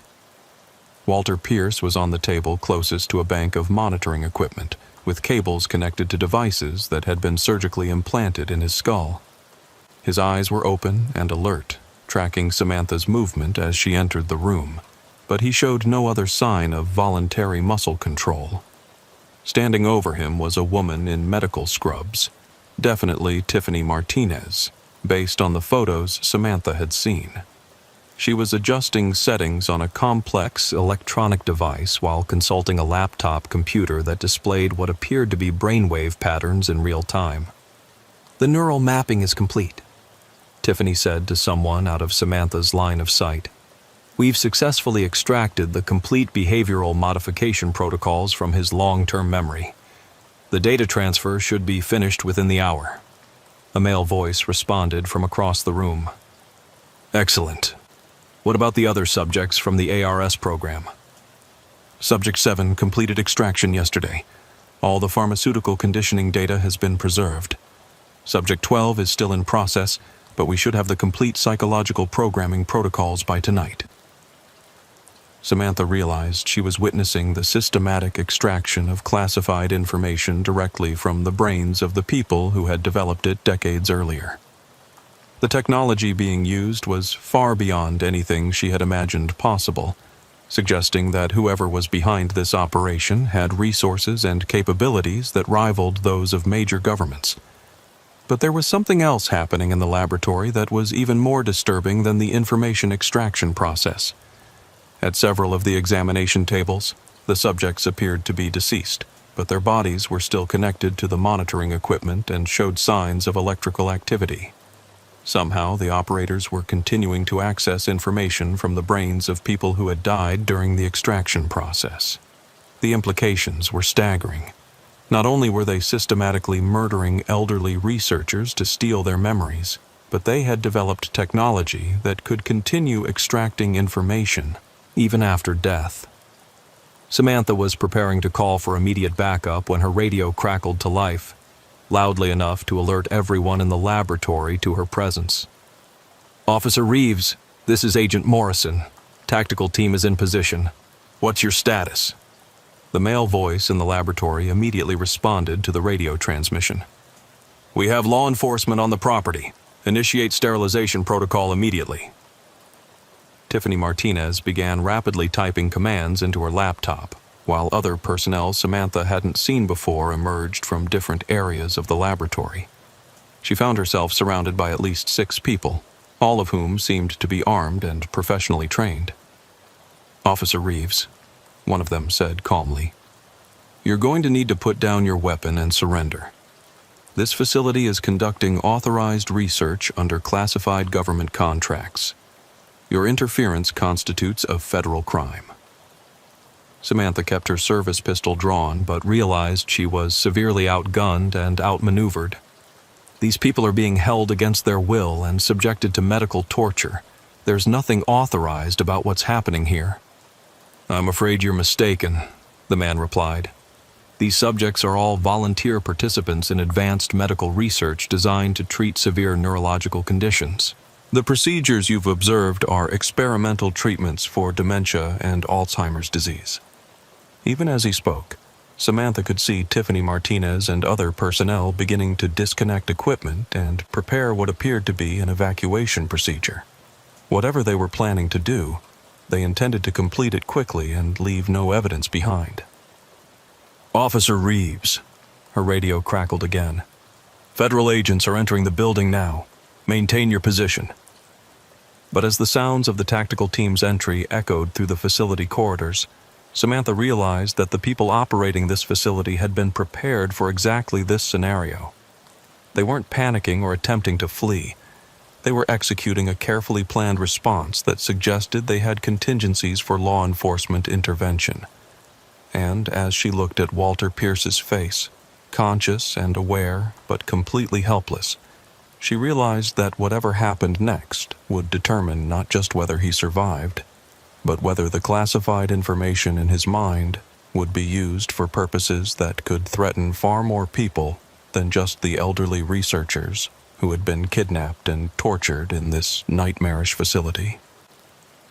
The explosion that rocked the Hartwell Research Institute at 4:23 p.m. came without warning, sending a shockwave through the building that knocked Samantha to her knees and shattered every window in the main laboratory.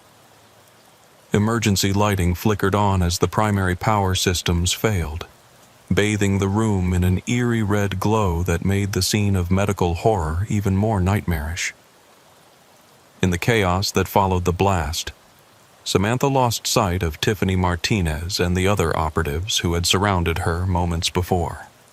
The sound of automatic weapons fire echoed from other parts of the building as the federal tactical team engaged with what appeared to be a well-armed security force that had been hidden within the facility.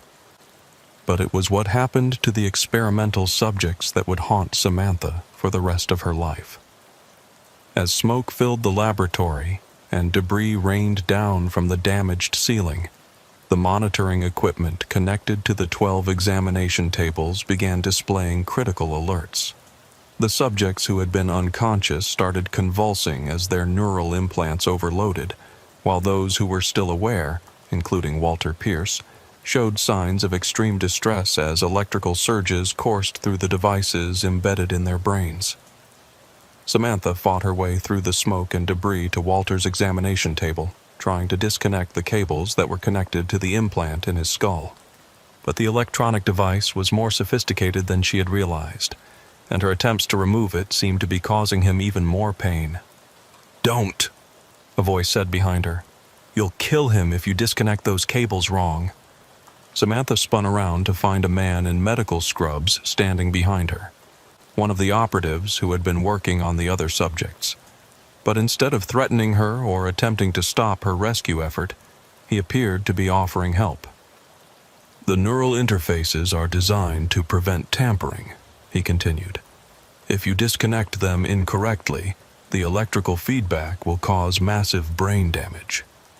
"Then help me disconnect them correctly," Samantha said, keeping her service weapon trained on him while trying to evaluate whether he was attempting to help or deceive her.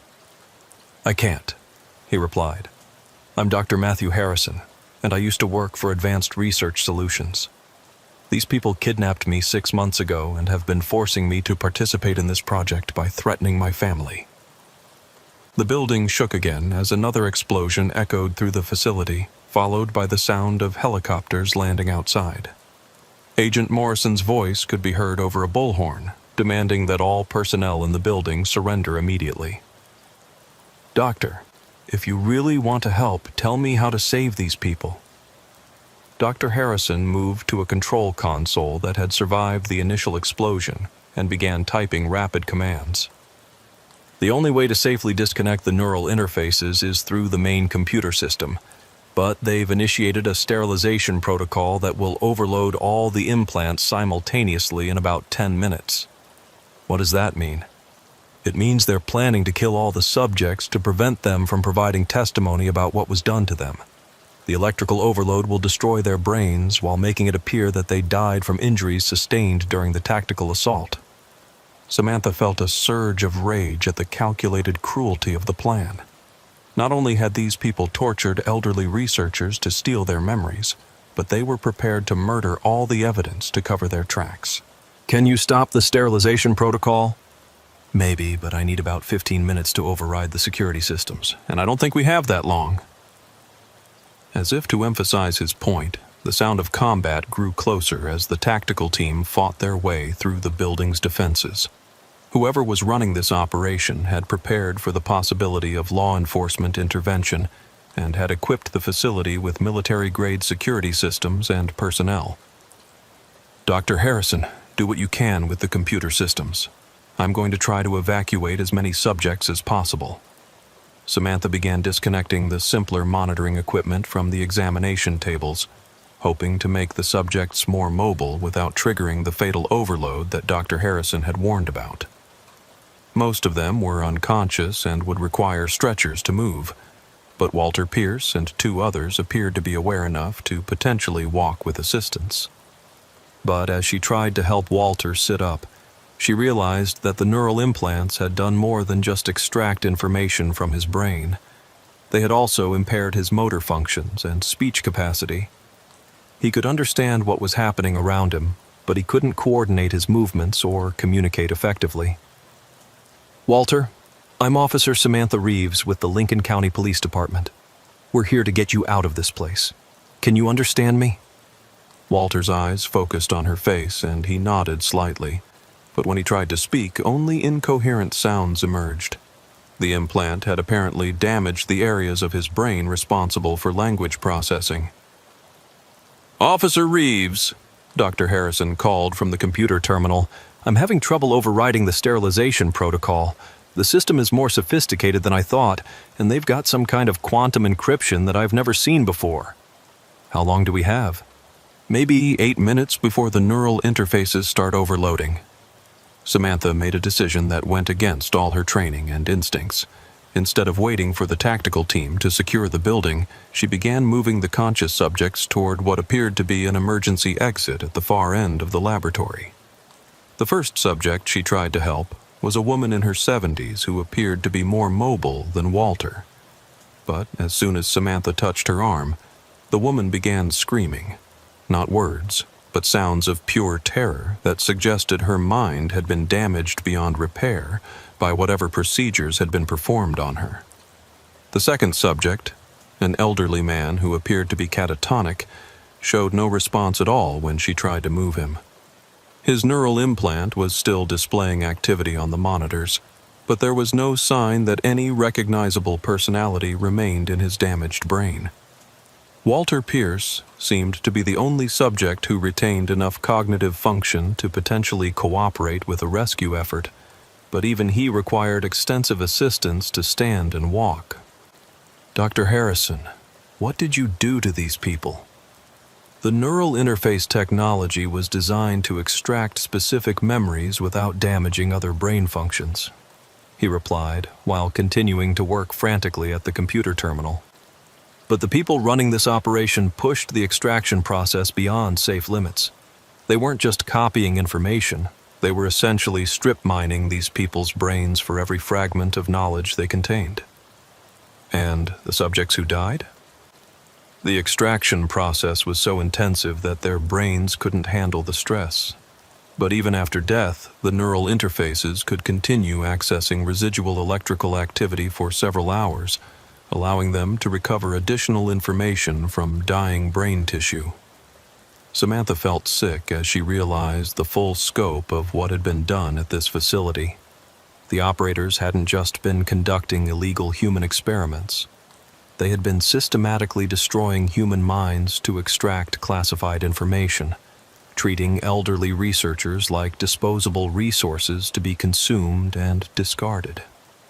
The sound of boots in the corridor outside the laboratory indicated that the tactical team was finally approaching their location, but it also meant that the operatives running the facility would be even more motivated to eliminate evidence of their activities. Dr. Harrison, we're out of time. Whatever you're going to do with that computer system, do it now. I'm trying, but the encryption is adapting faster than I can crack it. It's like the system is learning from my attempts and generating new security protocols in real time. The laboratory door burst open as federal agents in tactical gear entered with weapons raised. Agent Morrison was among them, his face grim as he surveyed the scene of medical horror. Officer Reeves, are you injured? Negative, but we have a problem. These subjects have neural implants that are set to overload in about 5 minutes. If we can't disable the sterilization protocol, they're all going to die. Agent Morrison immediately began coordinating with technical specialists who had accompanied the tactical team. Within minutes, they had additional personnel working on the computer systems, while medical technicians tried to stabilize the subjects for emergency transport. But as they worked against the countdown to the sterilization protocol, Samantha noticed something that made her realize their rescue effort might already be too late. Tiffany Martinez and the other operatives who had been running the facility were nowhere to be found. Despite the tactical team's assault on the building, the key personnel had somehow managed to escape, taking with them whatever information they had extracted from their victims. Agent Morrison, she called out, where are the primary suspects? Did the tactical team apprehend anyone? We found several security personnel and support staff, but none of the medical or research personnel who were actually running the operation. It looks like they evacuated through some kind of underground tunnel system before we breached the main building. The implications were devastating. Not only had the operators escaped with classified information extracted from the minds of elderly researchers, but they had also left behind a facility full of victims who were programmed to die in order to eliminate evidence of the crimes that had been committed. Agent Morrison, we found something, one of the technical specialists called out. The sterilization protocol isn't just designed to kill the subjects. It's also set to destroy all the computer systems and research data. They're planning to eliminate every trace of what was done here. How long do we have? 3 minutes until the neural implants overload, maybe 6 minutes until the facility's self-destruct system activates. Agent Morrison began coordinating an immediate evacuation of all personnel and subjects. But Samantha realized that even if they managed to get everyone out alive, they would lose any chance of understanding what had been done or recovering the stolen information. "Dr. Harrison," she called out, "is there any way to preserve the research data before the systems destroy themselves?" "I can try to download the extraction logs, but there's no way to get all of it. The database is enormous. We're talking about decades of classified research from dozens of subjects. Do what you can." As federal agents and medical personnel worked frantically to evacuate the subjects from the laboratory, Samantha stayed with Walter Pierce, trying to provide some comfort to a man whose mind had been systematically destroyed by people who viewed human consciousness as nothing more than a data storage system to be exploited.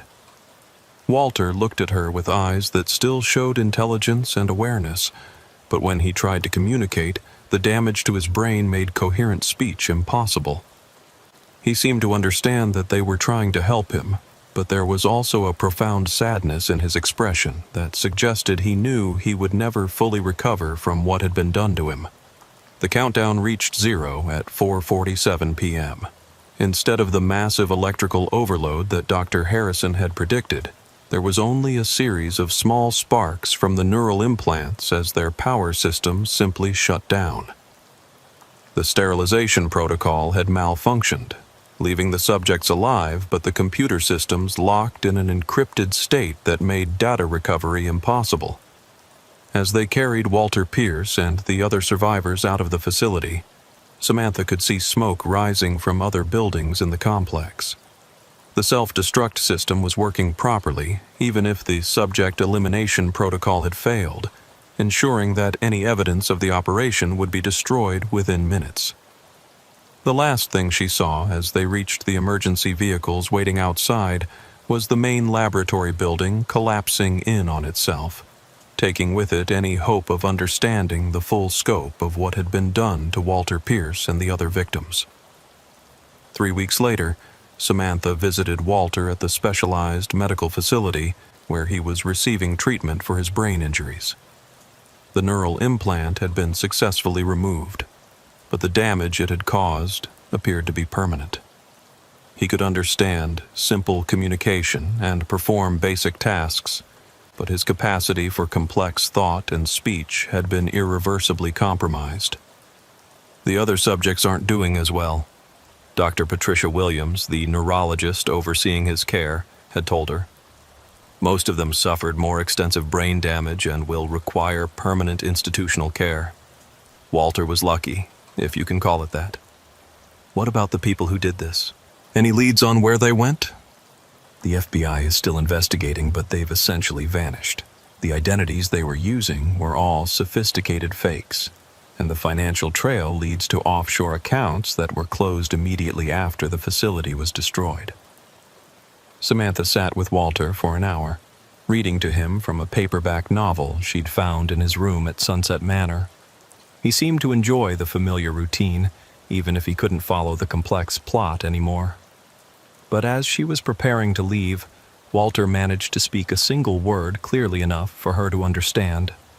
"More." "More what, Walter?" He pointed toward the window, then gestured vaguely in several directions, repeating the word with obvious effort. "More. More." It took Samantha several minutes to understand what he was trying to communicate, but eventually she realized that Walter was warning her about something the medical professionals had missed. He was trying to tell her that there were more facilities like Hartwell Research Institute, more operations extracting classified information from elderly researchers, and more victims suffering the same fate that had been inflicted on him. The case of Walter Pierce's disappearance had been officially closed with the destruction of the facility and the rescue of the surviving subjects. But as Samantha drove away from the medical center, she understood that they had only uncovered a small piece of a much larger operation that continued to function in the shadows.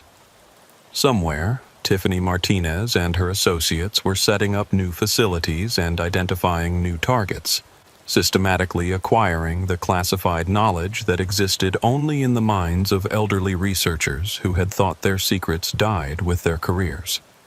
And until someone found a way to stop them, Walter Pierce's suffering would be repeated again and again, as the accumulated knowledge of decades of classified research was extracted from the minds of people who had never intended to share their secrets with anyone.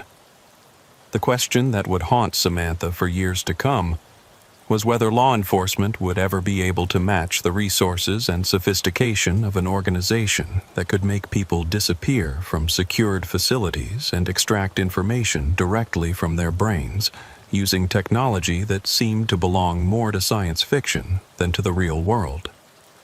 Walter Pierce had survived, but his mind had been stripped of everything that made him who he was. And somewhere in the vast network of information brokers and criminal organizations that existed beyond the reach of traditional law enforcement, the stolen contents of his memory were being analyzed, cataloged, and potentially used for purposes that the original researchers had never intended. The missing persons case had been solved, but the larger questions it raised about the security of classified information and the vulnerability of elderly researchers would remain unanswered, hidden in the same shadows that concealed the people responsible for Walter's ordeal. Some secrets, Samantha had learned, were valuable enough that people would commit unspeakable crimes to obtain them. And some victims would never fully recover from the process of having their minds systematically dismantled by people who viewed human consciousness as nothing more than a storage medium to be exploited. The nightmare that had begun with an empty bed at Sunset Manor had ended, but the larger horror it represented continued somewhere beyond the reach of justice. Officer Ashley Martinez had worked enough teenage party cases to know that most of them followed predictable patterns. Parents go out of town, word spreads through social media, 50 kids show up where only 10 were invited. Someone calls the police about noise, and everyone scatters when the patrol cars arrive. Usually, the worst consequences were some broken furniture and embarrassed parents dealing with underage drinking citations. But the party at 1847 Hillcrest Avenue in suburban Phoenix, Arizona was different from the moment Ashley arrived on scene. The house belonged to the Hendricks family, affluent suburbanites who had left their 17-year-old daughter Chelsea home alone while they attended a business conference in Chicago.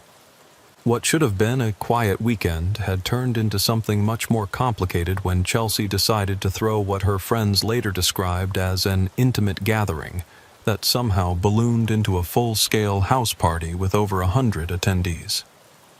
The call had come in at 2:17 a.m. from a neighbor complaining about loud music and cars parked throughout the residential street.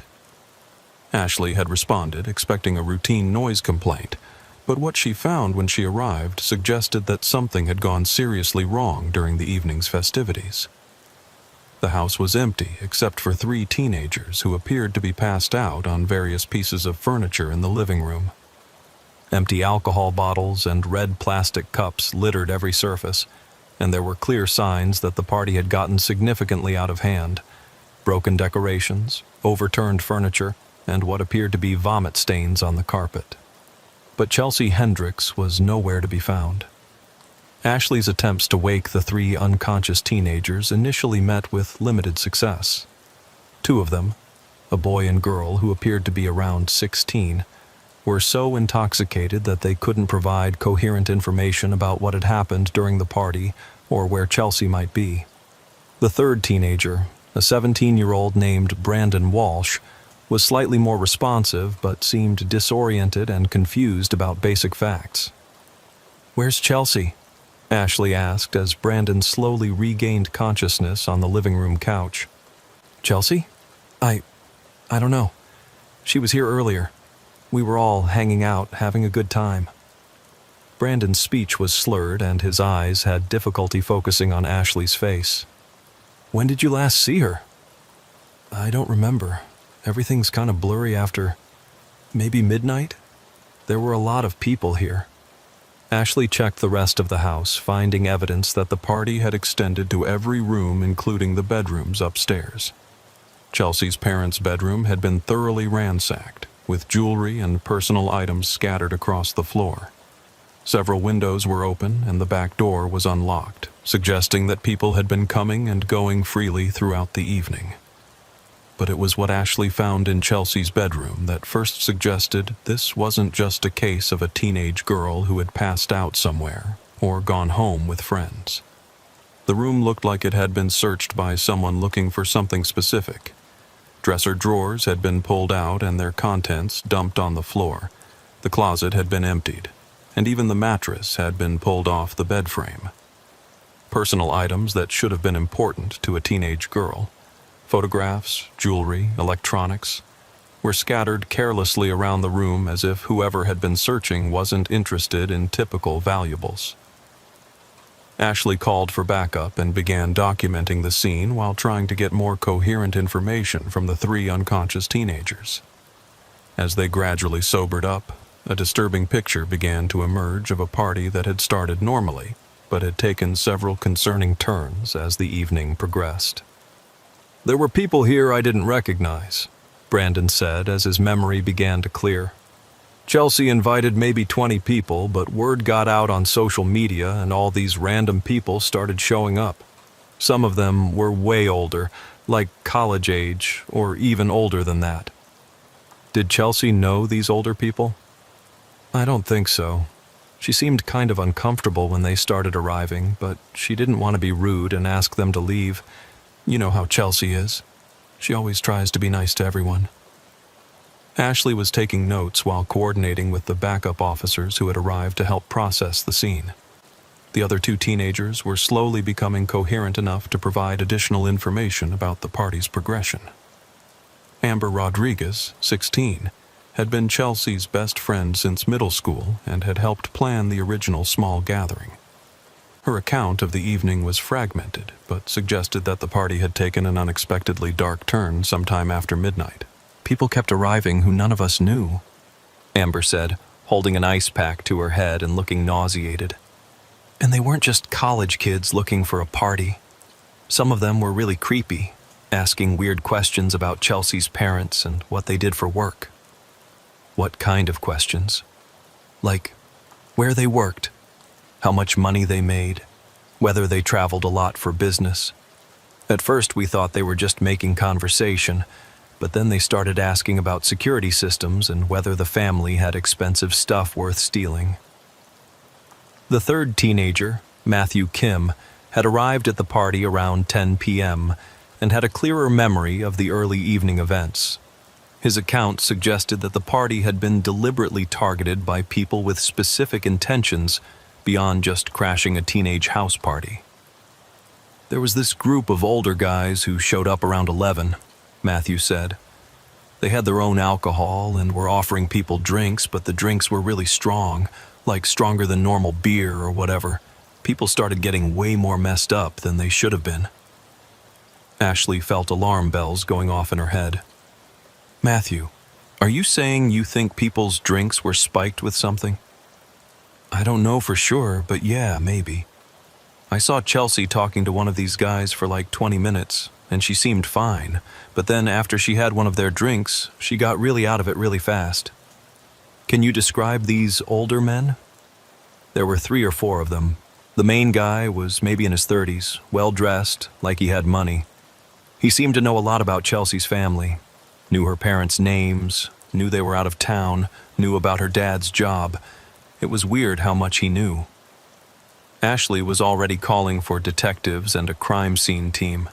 What had initially appeared to be a routine teenage party situation was beginning to look like something much more sinister, possibly a targeted operation that had used the house party as cover for criminal activity. Matthew, did you see Chelsea leave with anyone? Or see her go anywhere specific in the house? That's the weird part. I remember seeing her talking to that guy upstairs around midnight, and she seemed really upset about something. But after that, I don't remember seeing her at all. And I was here until you guys showed up." By 4 a.m., Detective Ryan Murphy had arrived to take over the investigation, along with a team of crime scene technicians who began processing the house for evidence. What they found supported the teenagers' accounts of a party that had been infiltrated and possibly orchestrated by people with criminal intentions. The most disturbing discovery came when technicians tested the alcohol containers left behind by the uninvited guests. Several bottles contained traces of Rohypnol and GHB, drugs commonly associated with sexual assault cases, in concentrations that could have rendered someone unconscious within minutes of consumption. "We're dealing with predators who specifically targeted this party," Detective Murphy told Ashley as they reviewed the preliminary findings. They knew the family would be out of town, they knew Chelsea would be home alone, and they came prepared with drugs and a plan. "What about Chelsea? Any sign of where they might have taken her?" "We're checking traffic cameras and canvassing the neighborhood for witnesses. But the timing suggests they had several hours to get her away from the area before anyone realized she was missing." The breakthrough came when crime scene technicians found something in the backyard that the initial search had missed. Hidden in the bushes near the back gate was Chelsea's cell phone, but it wasn't just discarded casually. The phone had been deliberately dismantled, the battery removed, the SIM card taken out, and the internal components damaged as if someone had tried to prevent it from being tracked or providing location data. "This is professional behavior," Detective Murphy said, examining the destroyed phone. "Most criminals don't know enough about cell phone tracking to disable a device this thoroughly. We're dealing with people who understand surveillance technology and counter-surveillance techniques." Ashley was reviewing the notes she'd taken from interviewing the 3 teenagers when she noticed something that had been bothering her since she first arrived on scene. "Detective Murphy, I keep thinking about how the bedrooms were searched. If this was just a sexual assault case or even a kidnapping for ransom, why would they tear Chelsea's room apart like they were looking for something specific?" "What do you mean?" "The way her room was ransacked. It wasn't random vandalism or someone looking for valuables to steal. It was systematic, like they were searching for specific documents or information." And Matthew said the older men were asking detailed questions about her parents' work and finances. Detective Murphy considered this observation. "You think this might be connected to the parents rather than targeting Chelsea specifically?" "I think we need to find out a lot more about what Mr. and Mrs. Hendricks do for a living." The call to Chelsea's parents in Chicago revealed information that transformed the investigation from a teenage party gone wrong into something that resembled industrial espionage or organized crime. Robert Hendricks worked as a senior engineer for a defense contractor that developed classified technology for the military. His wife, Jennifer, was a financial consultant who specialized in managing assets for high-net-worth individuals, including several clients who preferred to keep their business dealings private. "Officer Martinez," Jennifer Hendricks said during the phone call, her voice shaking with fear and confusion. "Are you telling me that someone targeted our daughter to get information about our work?" "We're still investigating, Mrs. Hendricks, but the evidence suggests that the people who infiltrated the party were specifically interested in your family's background and may have taken Chelsea to use as leverage against you or your husband." "This is insane. We're just normal people trying to make a living. Why would anyone want to hurt Chelsea to get to us?" But as Ashley continued the conversation with Chelsea's parents, it became clear that their normal life included access to information and resources that certain people might consider extremely valuable. Robert's security clearance gave him access to cutting-edge military technology, while Jennifer's client list included individuals who had reason to keep their financial activities away from government scrutiny. "Mrs. Hendricks, I need you and your husband to return to Phoenix immediately, and I need you to think very carefully about anyone who might have shown unusual interest in your work or family situation recently." There was something," Jennifer said hesitantly. "About a month ago, Robert mentioned that someone had been asking questions about him at work. Not official questions, but like someone was trying to get information about his projects and security clearance. What kind of someone? He said it was presented as a background check for some kind of consulting opportunity, but the questions were more detailed than normal. They wanted to know about our finances, our travel schedule, our family situation. Robert thought it was suspicious enough to report it to his security officer. Ashley felt pieces of a larger puzzle beginning to fall into place. The party hadn't been a random target of opportunity. It had been part of a carefully planned operation to gain access to the Hendricks family and the information they possessed. But Chelsea's disappearance was just the beginning. As Ashley and Detective Murphy continued their investigation, they would discover that the teenage girl had been caught in the middle of something far more dangerous than a house party gone wrong. Somewhere in Phoenix, possibly in a location that had been prepared specifically for this purpose, Chelsea Hendricks was being held by people who viewed her not as a person, but as a tool to be used against her parents in pursuit of information that could be worth millions of dollars on the black market. And with every hour that passed, the chances of finding her alive grew smaller as the people who had taken her moved closer to achieving their ultimate objective: accessing classified military technology and private financial information that could be used to cause damage on a national scale. The 3 teenagers who had survived the party at 1847 Hillcrest Avenue were released to their parents after spending 6 hours at the police station, but Detective Murphy insisted they remain available for follow-up interviews as the investigation developed. What none of them realized as they left the station that morning was how dramatically their stories would change over the following days.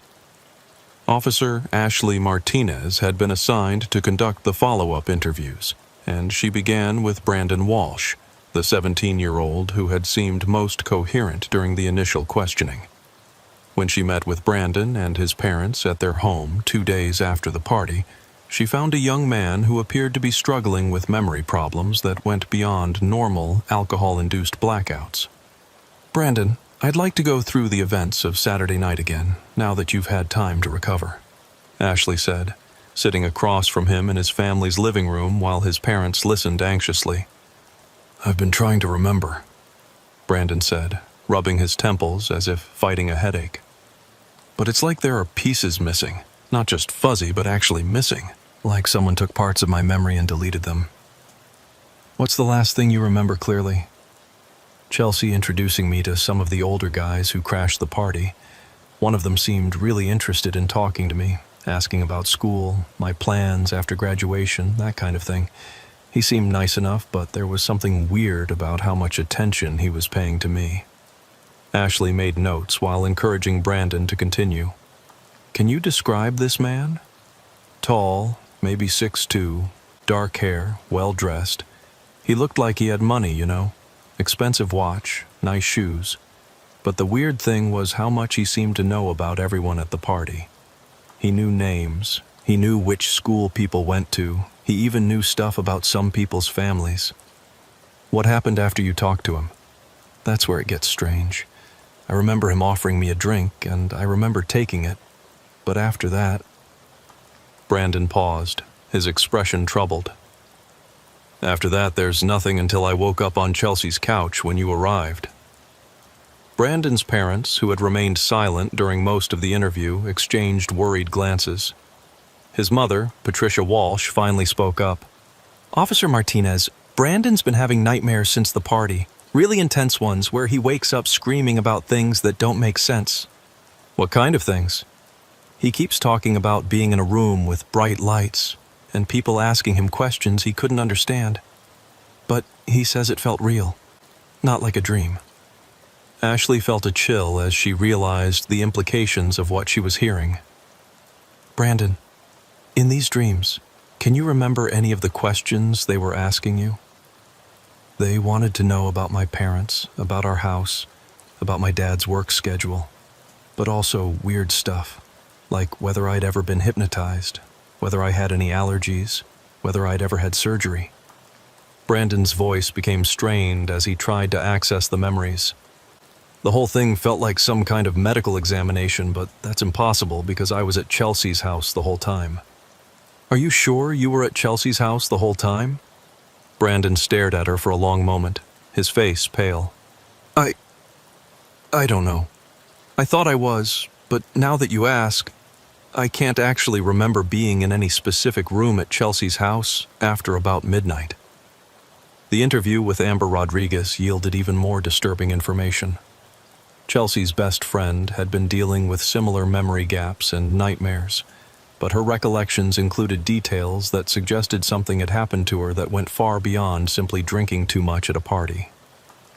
I keep having these flashes of being somewhere else, Amber told Ashley as they sat in a quiet corner of the coffee shop where Amber worked part-time. Not Chelsea's house, but somewhere with concrete walls and medical equipment. Medical equipment? Like in a hospital or a doctor's office. I remember being on some kind of table with bright lights overhead and people in masks standing around me. But that's impossible, right? I was at Chelsea's party the whole time. Ashley studied Amber's face carefully, noting the genuine confusion and distress in her expression. Amber, these memories you're having, do they feel like dreams, or do they feel real? That's the problem. They feel completely real. More real than my memories of being at the party, actually. I can remember specific details, the smell of disinfectant, the sound of machines beeping, even conversations between the people who were doing things to me. What kind of things? Amber's voice dropped to almost a whisper. They were asking me questions while I was on this table. Personal questions about Chelsea's family, about her parents' work, about the layout of their house. But I was answering them even though I didn't want to, like I couldn't control what I was saying. Ashley felt a growing sense of unease as she realized what Amber might be describing. Did they give you any kind of injection or medication? I think so. I remember a sharp pain in my arm, and then everything became really fuzzy. But I could still hear everything they were saying, and I could still answer their questions. I just couldn't control my responses. The implications were deeply disturbing. If Amber's account was accurate, it suggested that the teenagers at the party hadn't just been drugged and left unconscious. They had been systematically interrogated using pharmaceutical methods designed to extract information against their will. Amber, I need you to think very carefully about this next question. In these memories, did you see Chelsea? Was she there with you? Amber closed her eyes and concentrated for several minutes before responding. Yes, she was on another table next to mine. But she wasn't answering questions like I was. They were doing something different to her. Different how?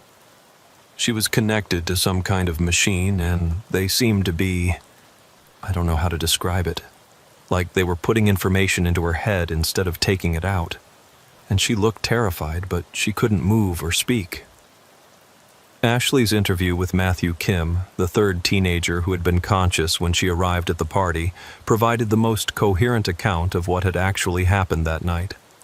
Unlike Brandon and Amber, Matthew's memories were relatively clear, but what he described painted a picture of a sophisticated criminal operation that had used the house party as cover for something far more sinister than simple kidnapping. I remember more than the other two because I didn't drink as much, Matthew explained as they sat in his family's living room. I was the designated driver, so I was trying to stay relatively sober. That's probably why whatever they put in the drinks didn't affect me as much. Tell me about these older men who crashed the party.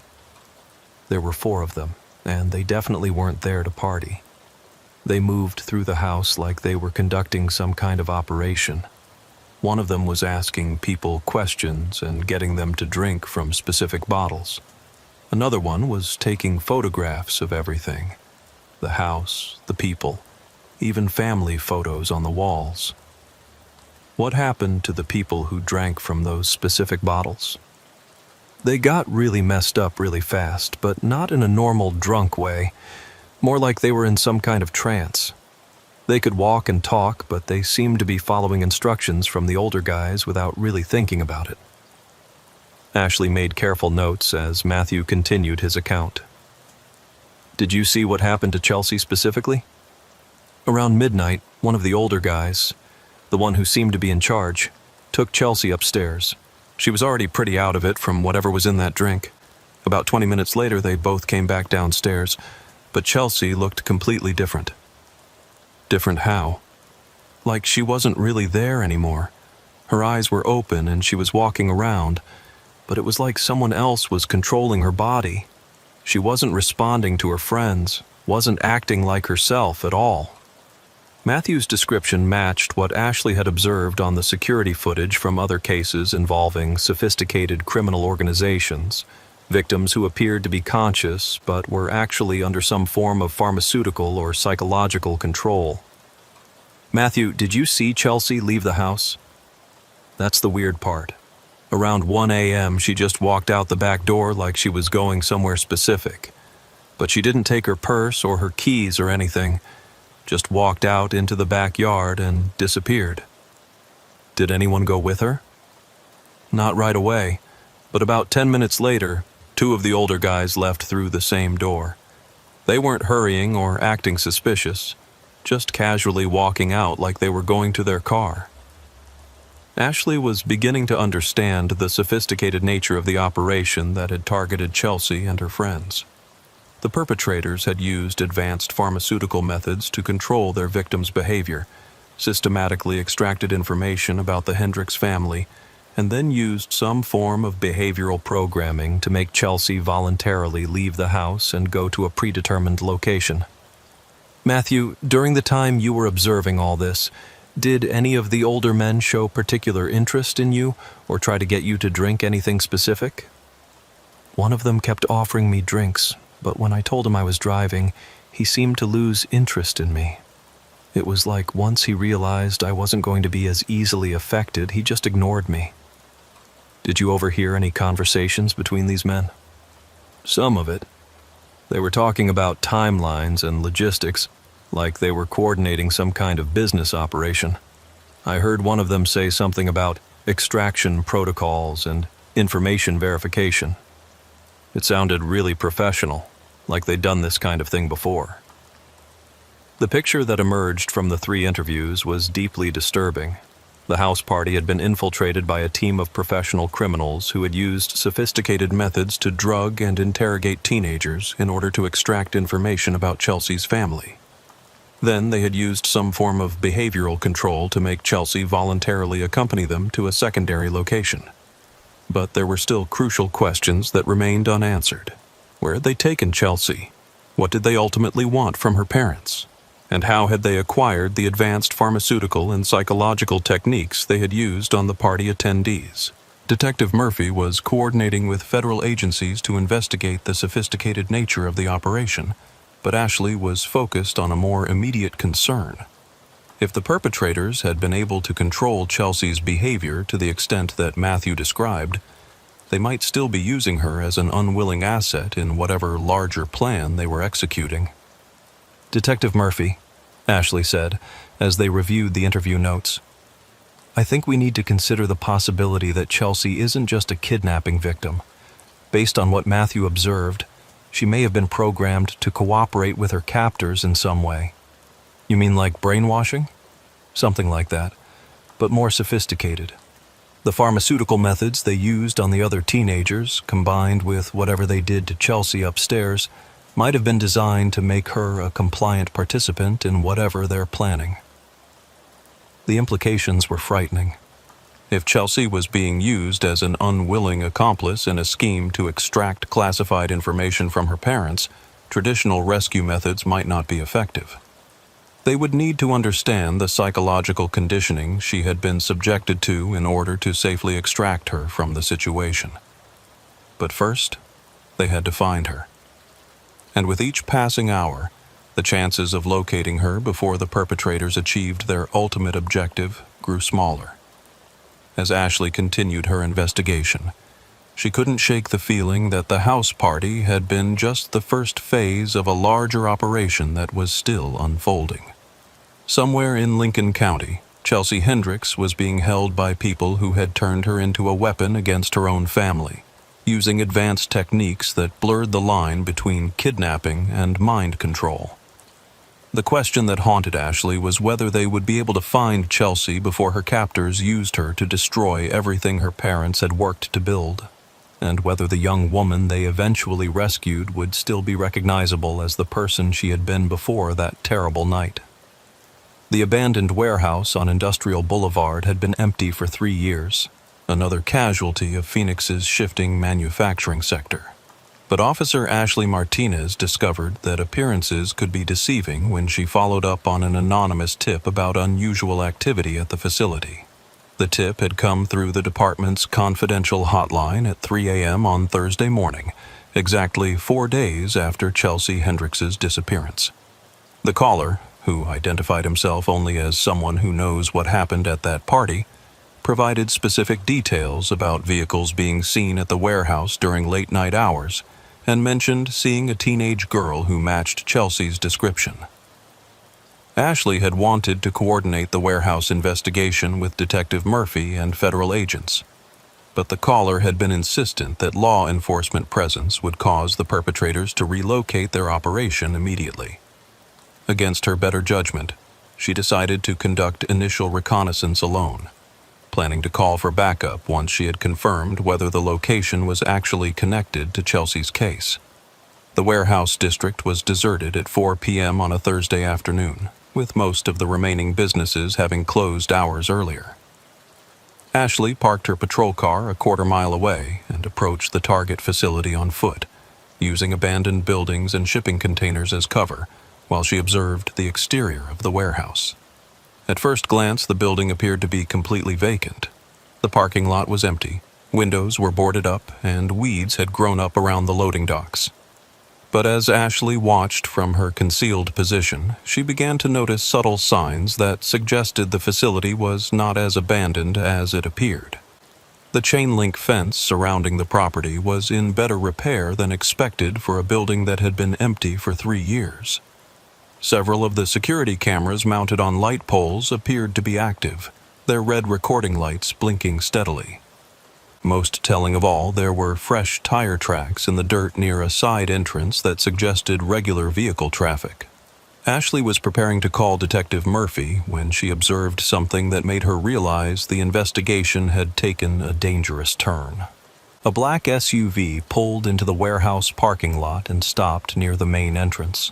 3 people got out, 2 men in business suits and a teenage girl who appeared to be moving in the same controlled, trance-like manner that Matthew Kim had described observing in Chelsea at the house party. Even from a distance, Ashley could see that the girl matched Chelsea's physical description. But her behavior was deeply unsettling. She walked with mechanical precision, showed no awareness of her surroundings, and followed the 2 men's instructions with the blank compliance of someone whose will had been completely overridden. Ashley immediately called for backup while maintaining visual surveillance of the warehouse. But as she waited for additional units to arrive, she witnessed something that convinced her that waiting for backup might not be an option. One of the men who had arrived with Chelsea made a phone call, and within minutes, several other vehicles began arriving at the warehouse. What had appeared to be an abandoned building suddenly became a hub of activity as people in medical scrubs and business attire began moving equipment and documents out of the facility. They were evacuating. Ashley realized that if she waited for backup to arrive, Chelsea and any evidence of what had been done to her would disappear. The perpetrators had clearly been monitoring law enforcement communications, or had been warned by their source within the police department that their location had been compromised. Making a decision that would haunt her for months afterward, Ashley approached the warehouse alone, hoping to gather enough intelligence to prevent the complete loss of their only lead in Chelsea's case.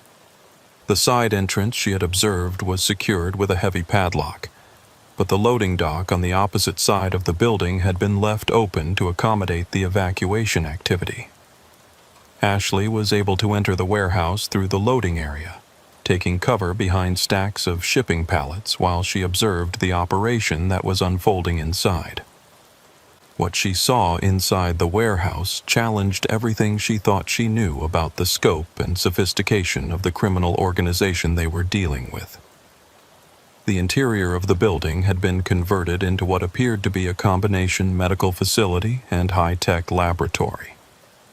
Multiple rooms had been constructed within the larger warehouse space, each equipped with examination tables, monitoring equipment, and computer systems that looked more advanced than anything she had seen in hospitals. But it was the scale of the operation that was most shocking. Ashley counted at least 20 people moving through the facility with the efficiency and organization of a legitimate business operation. They weren't behaving like criminals trying to cover their tracks. They were behaving like professionals executing a planned relocation.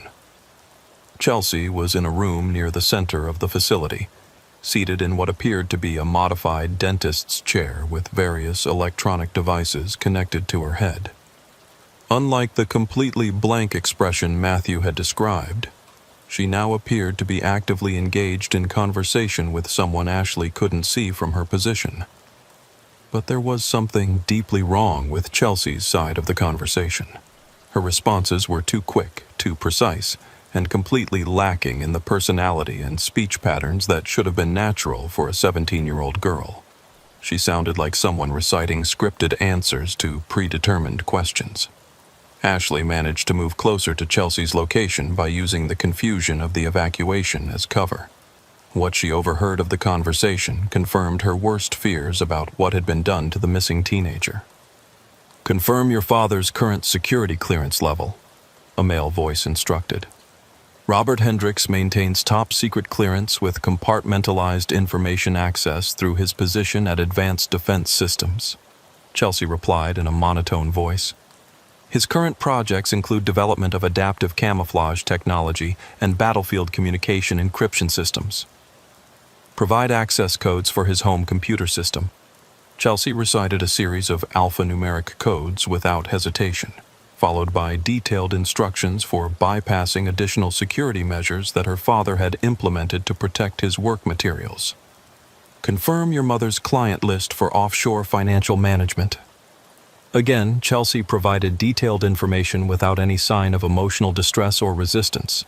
She had been turned into a human database, programmed to provide unlimited access to her family's most sensitive information.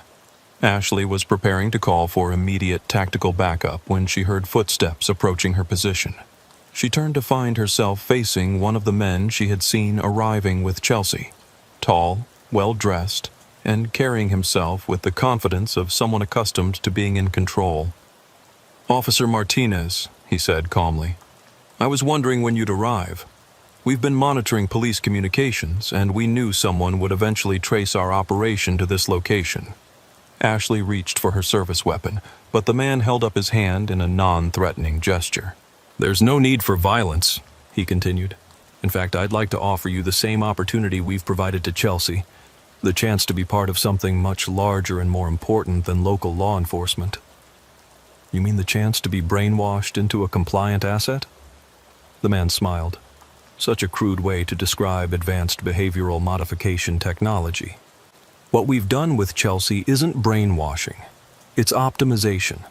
We've simply removed the psychological barriers that prevented her from reaching her full potential as an information resource." Ashley felt a chill as she realized the full scope of what she was dealing with. This wasn't just a criminal organization. It was a group that viewed human consciousness as technology to be hacked and reprogrammed according to their needs. "Who are you people? What do you want with Chelsea's family?" "We're researchers, Officer Martinez. We study human behavior and develop methods for optimizing cognitive function. Chelsea's parents possess information that could advance our research by decades, but they've been reluctant to share it voluntarily. So you decided to turn their daughter into a weapon against them." "We decided to help Chelsea overcome the arbitrary limitations that society had placed on her potential." She's now capable of accessing and processing information at levels that would have been impossible before her optimization. Ashley was stalling for time while trying to figure out how to extract Chelsea from the facility without getting them both killed. But as the man continued talking, she realized that the situation was even more desperate than she had initially understood.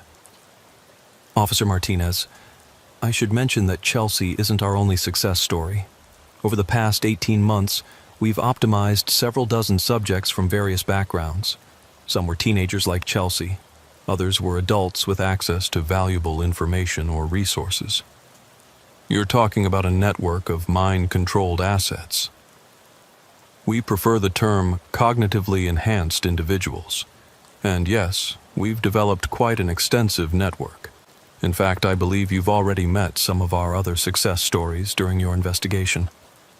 Ashley felt her blood run cold as the implications of his statement became clear. You're saying some of the people I've been working with have been compromised.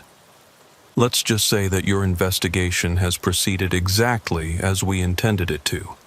Every lead you've followed, every witness you've interviewed, every piece of evidence you've discovered. It's all been carefully orchestrated to bring you to this moment. The warehouse suddenly felt like a trap that had been closing around her for days without her realizing it. How many of the people involved in Chelsea's case had been feeding information to this organization? How much of what she thought she knew about the investigation had been deliberately manipulated? What do you want from me? The same thing we've given Chelsea, the opportunity to transcend the limitations of normal human consciousness. You have skills and access that could be valuable to our research, and we'd like to offer you the chance to join our network voluntarily. And if I refuse? The man's expression didn't change, but his tone became slightly colder. Then you'll join our network involuntarily. The optimization process works equally well either way, though voluntary subjects tend to adapt more quickly to their enhanced capabilities. Ashley was reaching for her radio to call for backup when she heard the sound of vehicles approaching the warehouse at high speed. Through the windows, she could see police cars and federal tactical units surrounding the building. But instead of looking concerned about the law enforcement response, the man seemed pleased. "Excellent timing," he said. "This will be a perfect demonstration of how effectively our network has penetrated local and federal law enforcement agencies." As Ashley watched in horror, some of the responding officers began taking positions that would prevent the escape of their fellow officers rather than the suspects. The tactical operation that should have been a rescue mission was being sabotaged from within by people who appeared to be legitimate law enforcement personnel. The investigation into Chelsea Hendricks's disappearance had led Ashley into a nightmare scenario where she couldn't trust her colleagues, couldn't rely on backup, and couldn't be sure which of her own memories and perceptions had been manipulated by an organization that treated human consciousness like software to be hacked and reprogrammed. And somewhere in the chaos of the compromised rescue operation, Chelsea continued to sit in her modified chair, providing detailed information about her family's secrets to people who viewed her not as a victim to be saved, but as a successfully reprogrammed asset to be protected and utilized. The tactical operation at the warehouse on Industrial Boulevard collapsed into chaos within minutes of its initiation. Officer Ashley Martinez watched from her position inside the facility as the law enforcement response fractured along lines that had been invisible until this moment. Lines between officers who were genuinely trying to rescue Chelsea Hendricks and those who had been compromised by the organization they were supposed to be fighting. The first sign of sabotage came when Detective Murphy's voice crackled over the radio with orders that made no tactical sense. Instead of establishing a perimeter to prevent escape, units were being directed to positions that would allow the warehouse personnel to evacuate through predetermined routes. All units, establish containment positions at grid references Alpha 7 through Delta 3, Murphy's voice instructed. Do not approach the primary structure until federal assets have secured the interior. But Ashley could see through the warehouse windows that there were no federal assets approaching the building. The tactical units that should have been moving to secure Chelsea and apprehend her captors were instead taking defensive positions that protected the evacuation operation. "Officer Martinez," the well-dressed man said, seeming to enjoy her realization that the rescue operation had been compromised from the beginning. "I think you're beginning to understand the scope of what you're dealing with. This isn't just about Chelsea or her family. It's about a fundamental shift in how human resources can be managed and optimized." Ashley was trapped between wanting to maintain her position to protect Chelsea and needing to alert someone, anyone, in law enforcement who hadn't been compromised. But as she listened to the radio traffic coordinating the tactical response, she began to suspect that the infiltration was more extensive than she had imagined. "How many?" she asked. "How many what, Officer Martinez? How many people in law enforcement are working for you?" The man consulted a tablet device. "In Lincoln County specifically? About 30% of sworn personnel, plus key positions in dispatch and administration. Nationally, we've achieved significant penetration in most major departments and federal agencies." The numbers were staggering.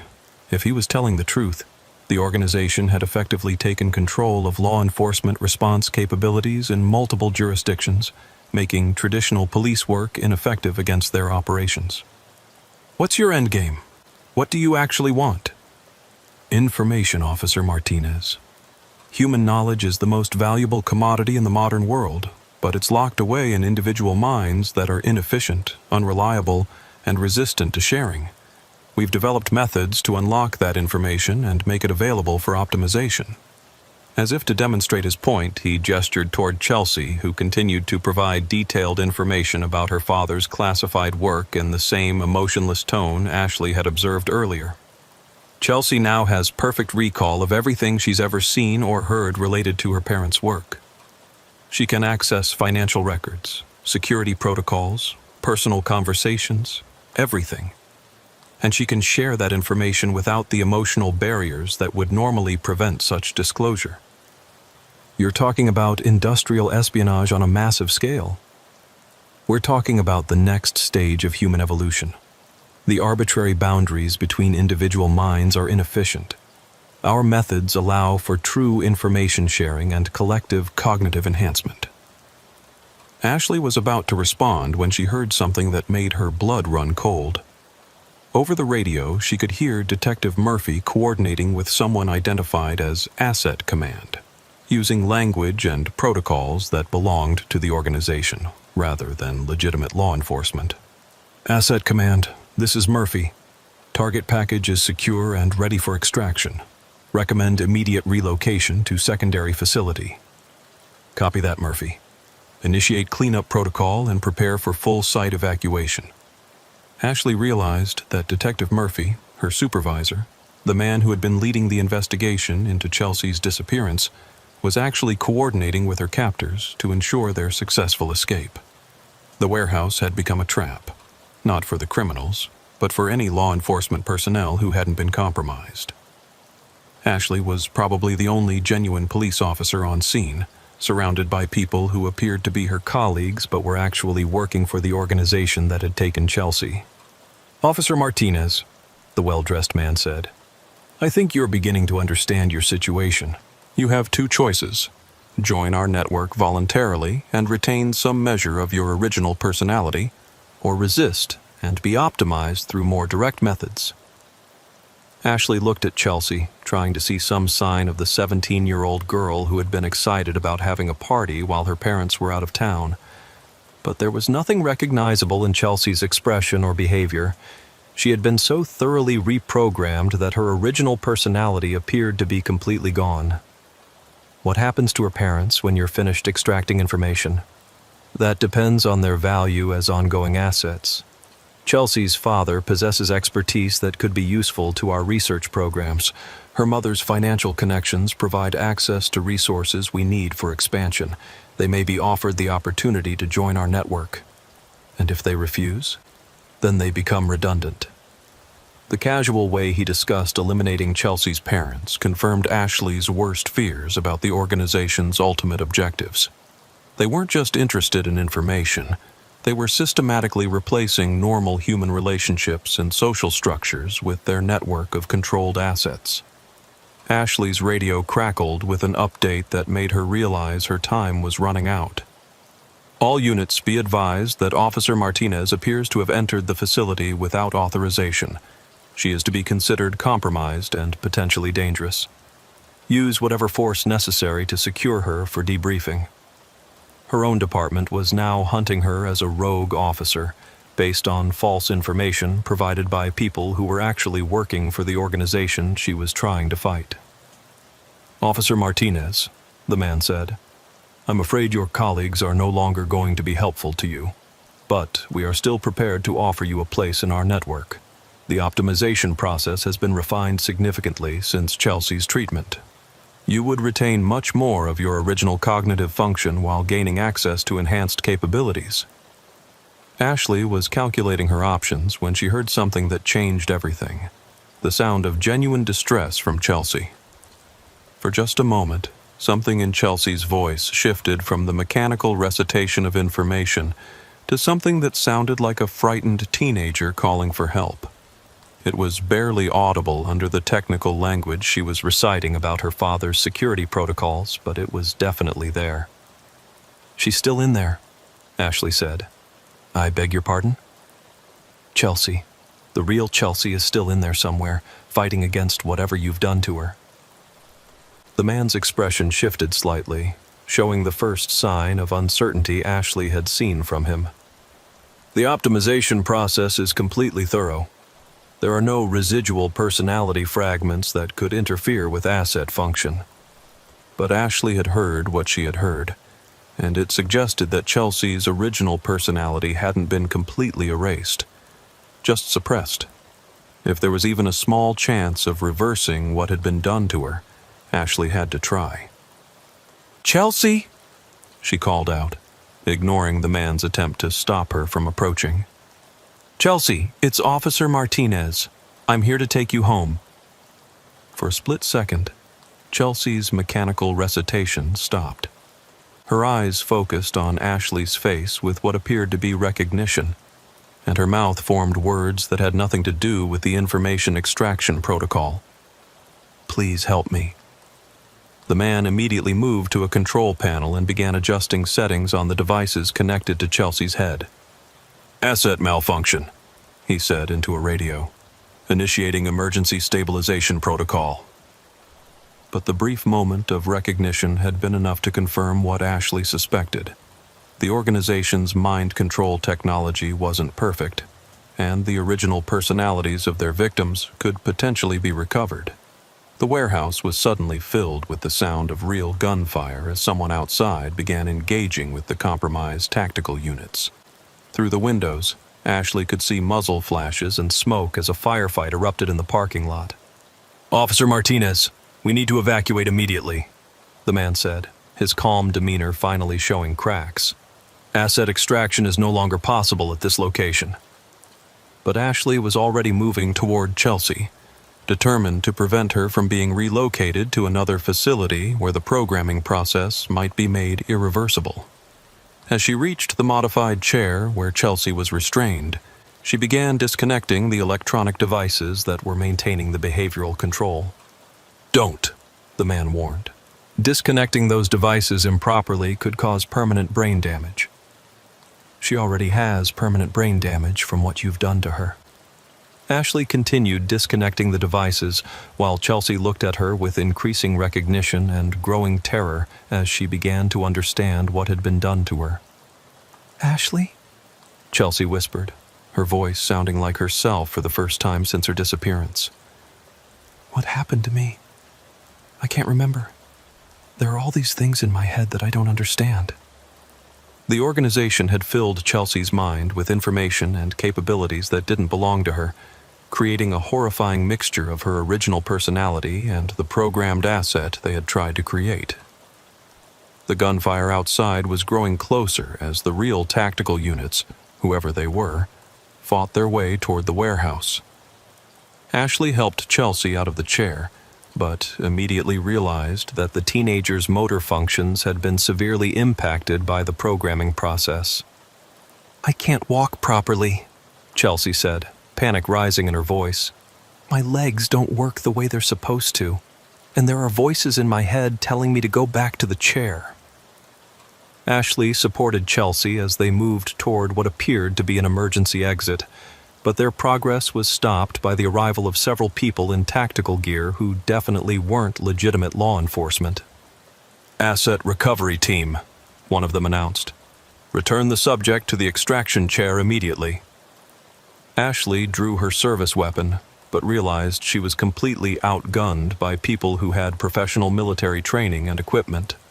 The situation had become hopeless. They were trapped in a facility controlled by an organization that had unlimited resources and had compromised law enforcement response at every level. But as the asset recovery team closed in on their position, the warehouse wall exploded inward as an armored vehicle crashed through the building's exterior.